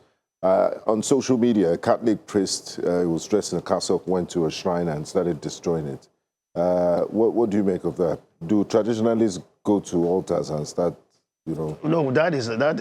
Maybe he was authorized by the worshipper, the man who has put that together as a place of worship. Now, having converted, maybe permitted this Catholic priest to do what he did. Okay. You cannot go into any other man's worship to desecrate it in the name of thinking that your own faith is superior. Yeah, absolutely. Okay. But let's start with this Nigeria. I like the way they put their headlines, very clear and straight to the point. August 15, that's a day that many will remember. A very political day. Nigeria's current political climate. Tensions mount ahead of Osun governorship poll. Adeleke alleges EFCC freeze of state's account. Davido calls for peaceful, credible elections. Anti-graft agency cites alleged 11 billion naira fraud. And many people are asking about the timing of all of this and suspicion fund transfer for action. 22 offshore projects to drive $50 billion investment in 4 years, says NUPRC. Abuja becoming most investor-friendly business environment, says the FCT Minister, Nyesom Wike. And some positive news here. I take it with mixed feelings because why should any Nigerian spend upwards of 6 months in kidnappers' den? And why are people even kidnapped in the first place? 308 kidnapped victims freed in Kwara, Niger joint security operation. President orders stronger early warning systems to curb abductions. Great positive news there. So let's start with the big one. Tensions mount ahead of Osun governorship polls. Why is Osun State in the eye of the storm? We had elections, off-cycle elections in Anambra, in Ekiti State. We didn't feel this level of tension. Why? What's at stake in Osun? Well, it has always been, I say and say always, that elections can be conducted very easily by even primary school students. But when you have gladiators that are trying to beat one another, people will do things that are untoward or things that are not very complimentary or very pleasant. So you see a contest for power in Osun State, and what we see, especially the EFCC move, is the optics are not good, but the EFCC argues that they have a mandate, and that that they have seen a pattern of withdrawal or transfers. As a people who believe that we want to fight corruption, we should not politicize it. We should be close to it and see if the FCC indeed has evidence of these transfers, because they have alleged and they have said there are some suspicious movement of funds. From the 2nd of If Osun State has done that, should the EFCC not take action irrespective of the time, even if it's a day to election? For the nation that says that public officials are corrupt, should we only love our own corrupt friends and dislike the corrupt friends that we don't like? So for me, my position is to stand now with the EFCC until the EFCC is unable to prove itself, because the EFCC owes us a duty to protect the resources of the country on behalf of the citizens. So they've made this allegation, and it is up to the Osun State government to disprove them and provide the statement of account to say, look, there is nothing like that. The EFCC is in error. I learned that they are moving to the courts today, which is the right thing to do, to stop the EFCC if this is an attempt to abuse office or play politics or come into the political game using government institutions. One would wonder, when other governors or other states had issues of fraudulent activities, where was the EFCC? Why weren't they looking into the accounts of the governors and also stopping them as well in times past? I mean, well, we've seen incidences. Maybe those were reactions as a result of petition when the fraud has already been committed. They say that since March, they've been investigating, and they decided to take this action, seeing some movement since August 3rd. They mentioned specific dates. Osun State government can actually print out the statement and publish it. See the statement. Where are the withdrawals? You understand? Because they are saying there's movement that we are not pleased with, because we have been investigating you guys on the misuse. The matter is very open, and I think that politically, if we go into it, we might miss the point. Okay. I think we should remain focused on the national good. Beyond that, though, the governor has claimed that some of the members of his party have been killed. Is that not such a weighty? Of course. On that score, anything, I hope he should do the right thing. Coming to political announcement is not enough, because if somebody has been killed, that's a criminal offense. He must have people who are suspected of this act. These people should be properly reported. What is happening in Osun State is very clear. A fight for power. This governor was attempting to join the APC, and the APC guys in that state prevented him because they didn't want him to take the machinery of power, and they are trying to uproot him from office. So the game there is getting murky. The governor even cried out and called on the president that I have already said to you that I will support you, which to me is a low blow for the governor to do that. When you went to Accord came, you should allow Accord to choose his presidential candidate. On the day he was accepting Accord, he immediately announced and threw Accord under the bus, saying that we are going to support you. Okay. So then again, telling the president that, what do you want? We have already supported, as if... Let's take our correspondent. I think that we'll come back to that. The governor should play high our instead of playing live on the ground. Mercy Babajide joins us all the way from Osun State this morning. Hello, Mercy, can you hear us?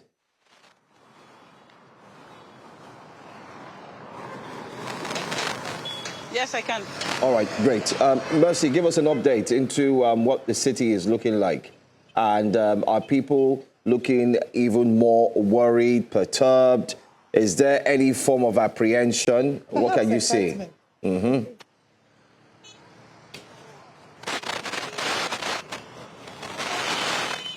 Okay, good morning to you in the studio. We are at somewhere called Aregbe in Osun State. It's one of the major states in Osun, or rather state of Osun. They said it's the state of Osun, not Osun State.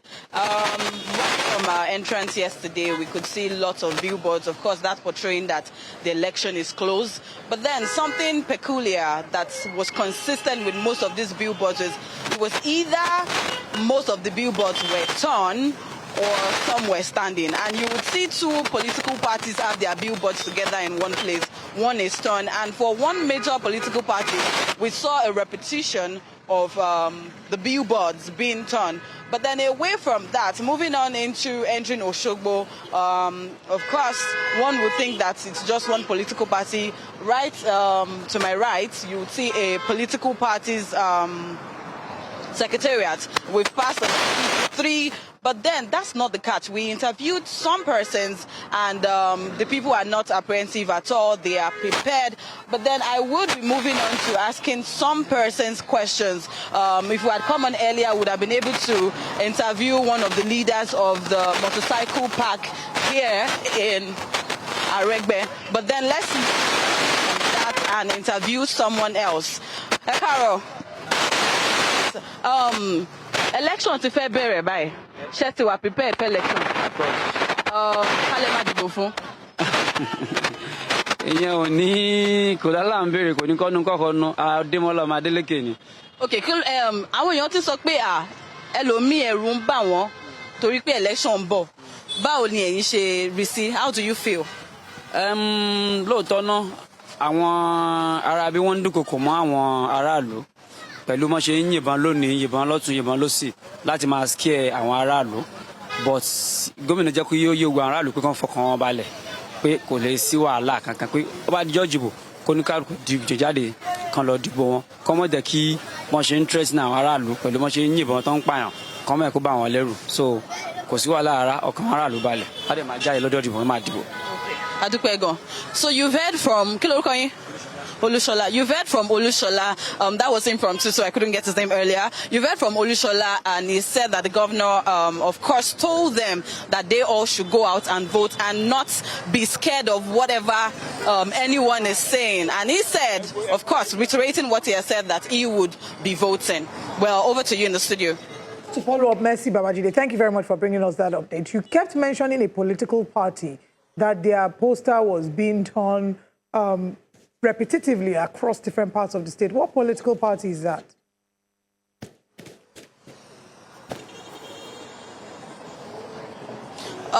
We've seen torn political billboards for both Accord Party and then APC.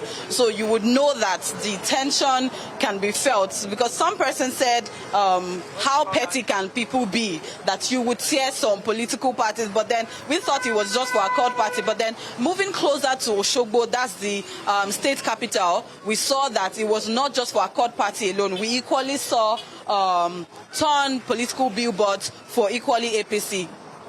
All right. All right. Thank you very much, Mercy Babajide. We'll connect with you again. Let's go on a very quick break. We'll come back and get more feedback live from the heart of Oshogbo with our correspondent who's there as well, and then we'll come back to review the paper. So please stay with us.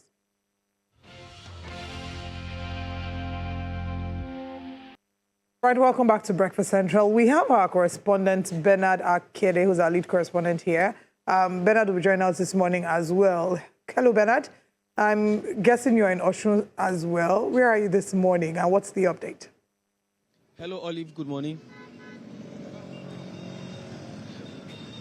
All right. Yes. Good morning, Olive. Good morning, everybody on the breakfast team. I am currently in Osun State, Osogbo specifically, the Osun State capital, and this is Jalayemi Junction, as I've been told.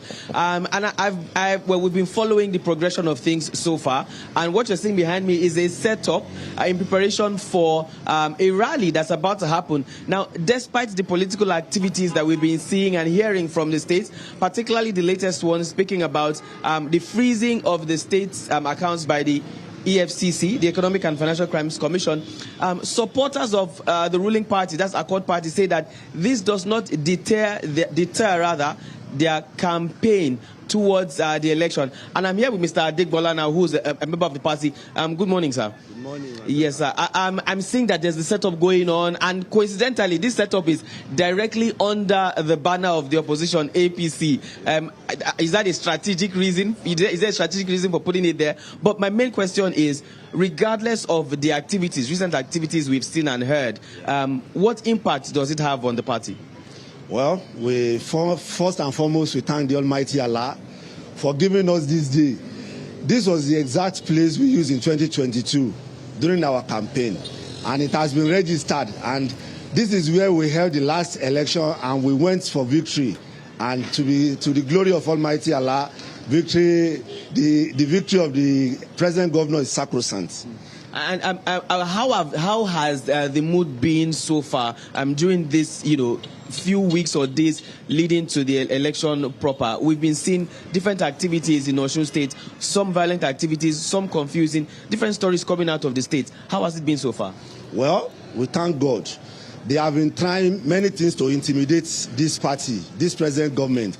But to the glory of Almighty Allah, victory for the governor is sacrosanct. We are not being intimidated with all their atrocities. They want to deter us. They are intimidating us. They are arresting us. They are maiming. They are killing. But with all these things, it does not stop the winning of the victory of the governor. Maybe let's say yesterday, the FCC came in unannounced, which is not a legal right. They froze the state government account, and this doesn't stop the winning of the victory of the governor. Whatever and all the sort of things they have been doing, and all what they will still do, because they promised during the election day they are going to be arresting our guys, going to disturb us. The governor is going to win this election. And finally, I would ask you now, not as a member of the party, but as a citizen of Osun State, what would you like to see the government do after this election? Whoever wins this election, what do you think the people of Osun want directly from the government? Yes, the people of Osun, they are very happy with the governor because it's Mr. Talk and Do. He has been doing good for the people of Osun State. Every citizen are enjoying, most especially the workers of the federal state government, because this is the workers' state.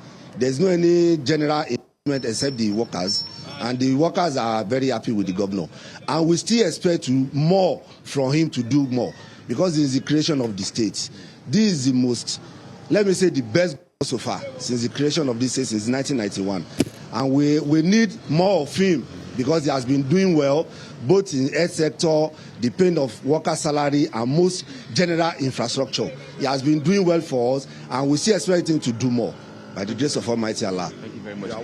Thank you. Well, Olive, Benga, Joe, at least this is one person we've spoken to, from the ruling party, that's our Accord Party. We tend to go around the town in the few days leading to the election to speak to the people more, hear from other citizens of Osun State, other members of different opposition parties, and hear exactly what's going on in the state and what the expectations are from the people of Osun leading to the days for the elections. Thank you very much, Bernard, for bringing us that update. We'll counting down the days. We have a few more days to go, and we'll continue to track the developments in Osun State. Thank you. Let's now come back into the studio. Let's get your reaction. You've heard the stories. You've heard the reports from our reporters. My reaction is that from the statement of the member of the Accord Party, they are quite upbeat and positive. That the governor is on the way to victory. And the opposition party, which is the APC in that state, the general structure of the party will want to wrestle power from him. And so the game is on. We discourage illegalities. We want them to play fair and let the votes count and let the choice of the Osun people prevail. That is the message that I have for those that are there. For what I'm seeing in Osun State, it's not anything that really alarms me, especially when one account out of several accounts is frozen. So it's not as if between now and the 15th of election, there are so many big things. If there is no plan to use monies of the state government to run election, that shouldn't be so. Both the federal, the local, nobody should spend state funds to conduct and prosecute election for the benefit of a sitting government. That's a lot. Let's go to the Punch newspaper very quickly. The Punch also has on the front page there, NBA faults EFCC as Osun account free sparks row. Opposition accuses federal government of using EFCC to weaken Adeleke. 10 days to governorship poll. Today marks 9 days, by the way. That was from yesterday, 10, today 9. Election timing irrelevant, suspicious, transfers forced Osun account free, says EFCC as Osun governor kicks. Well, that's one story we're still looking at. Yeah, Let's go to another one. NBA, Yeah. I disagree with the NBA's position. And the president of the NBA rushing out to say he should study properly. No, he came these out. are professional. No, they are professional. He came out. Lawyers. Sometimes this statement is a bit. But did you get the point? I got the point, and I read his opinion. Okay. And he's wrong. The FCC has the right, the authority and power to freeze any account for that matter for 72 hours. And after 72 hours, if they want to continue that, they need to bring a court order. Okay. So for that, they have the window which they are using for you to say the EFCC is wrong, and then you anchor it on election. As a lawyer, you should not even speak like that. You should go into the matter and be able to know if the Osun State government have really been investigated since March, and if this action is only coming now because of suspicious movement of funds. For you to come out and just be on one side, it's not a good thing for the bar NBA to do. And that's my position. So that's you assuming that he hasn't done his homework. No, I studied what I read, everything he said, except that there's something else that he has said that is not printed in the pages of the newspapers we are reviewing this morning. Maybe not.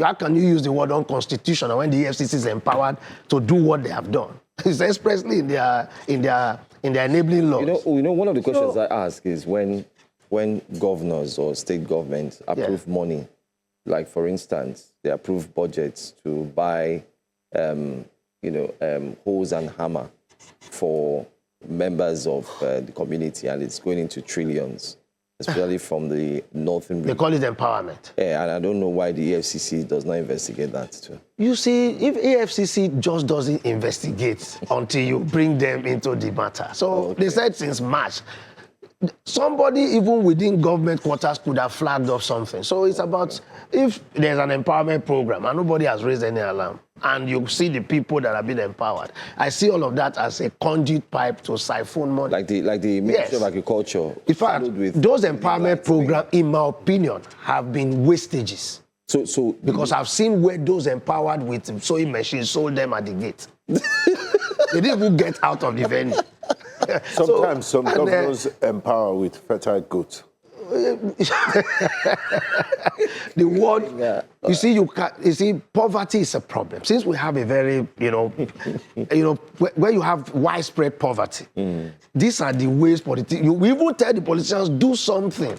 And you look at your country. How do you really think an average politician will reach out to the person in Ikorodu? So they use this empowerment platform. And did you see the politician? This picture is making the rounds on social media. He empowered a step. That's a photo of the week. For people to cross the median. Okay, let's go on a quick break. We'll come back and we'll have you react. Empowerment. Empowerment. Yes.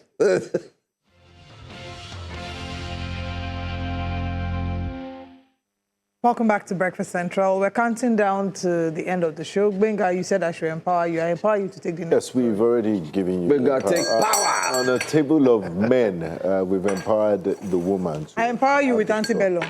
Thank you. Thank you very much. And Mr. Katuba.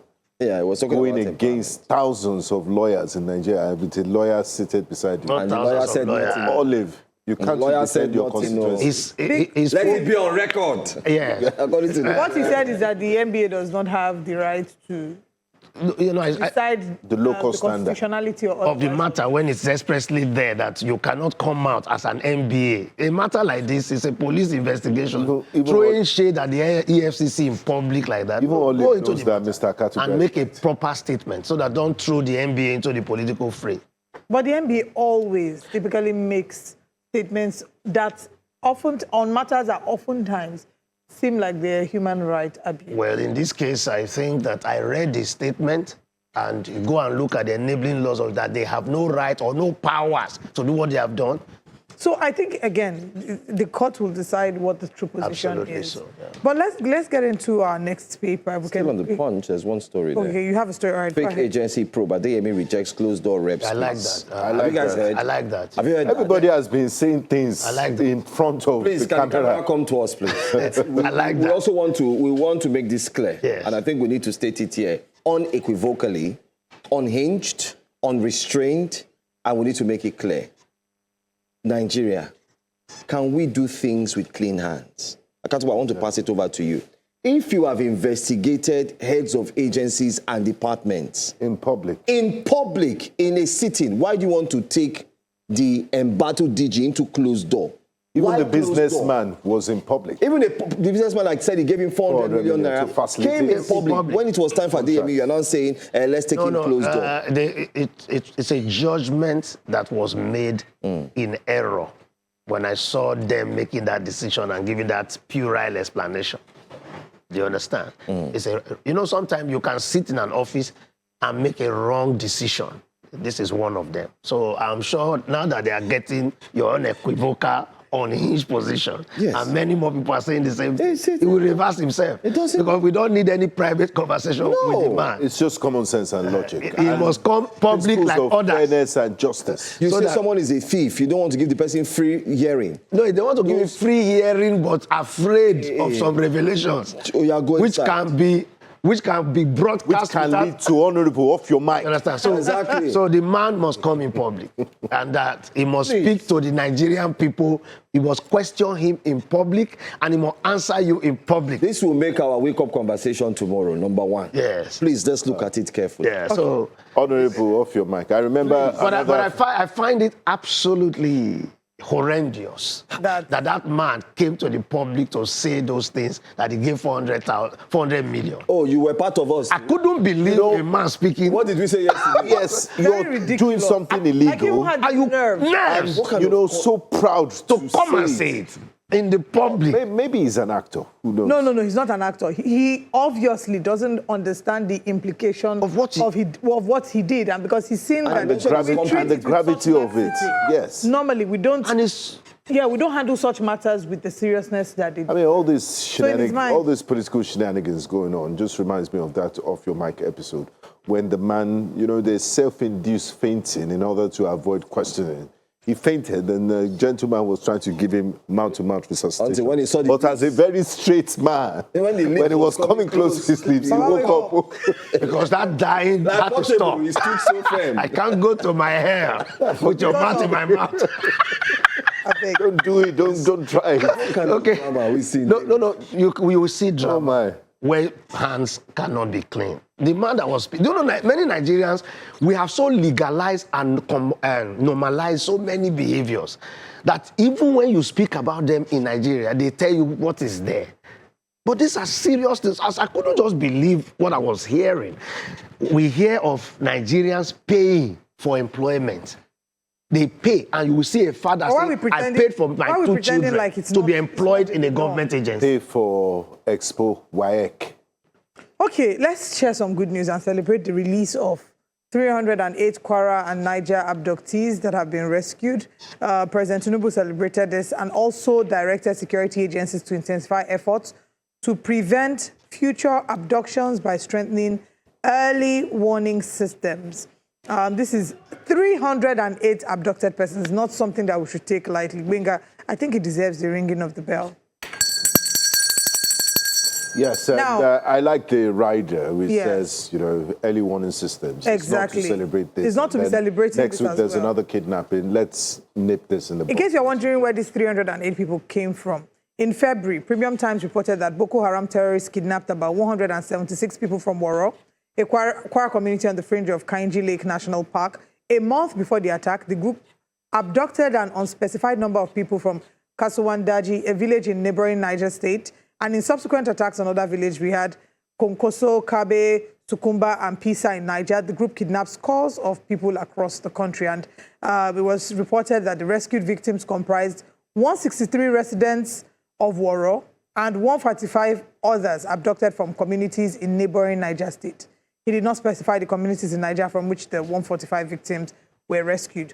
Whenever we hear of this rescue, it's interesting to see, what the rescue looks like. There's always these people looking a bit suspicious and say, is it rescue or is it something else? And let's hope that some level of psychosocial support will be given to these rescued victims, because they've spent months. That the kidnappers are able to keep such number of people for this long.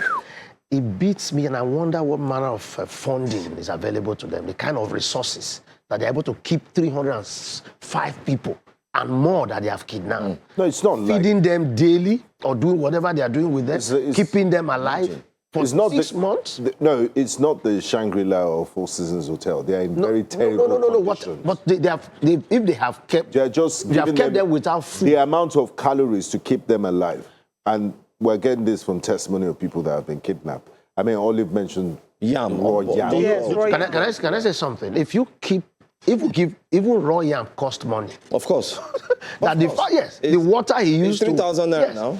So whatever you have done, to even have a place to have kept them, it costs you money to have such a place that you are prepared to keep that's a whole village. That's a community. A community that you've kept. So we need to investigate really who's behind and how are they able to find the funding and to keep such number of people secretly in a place that no one can get to. And the scope of it has changed. It's like chattel, it's almost like slave trade, because you don't even need to look at the socioeconomic background of some of these people. You just you want to embarrass the government and, make that impact. So as many people as you can gather together, regardless of their socioeconomic background. That's what they do now, this kidnapping for ransom business. And it's unfortunate. We have to commend also the security forces, because these are wins that we are recording, and we need more of such wins. Amen. We do need more. I noticed that since they increased their salary, they've been working really hard. I love it. And good. No, but every salary increment is a morale booster. Is that not what it is said? If New Central increases my salary, I'll work from Breakfast Central, I'll join Dapo at PHQ. You'll join Jasiri. I'm not going anywhere, I'll join Jasiri. All right, we'll see you tomorrow. Thank you for joining us. Let's leave Benga. You'll see him joining Jasiri, and he will work on Bye-bye. over the weekend. Even advert, I'll be acting inside the advert.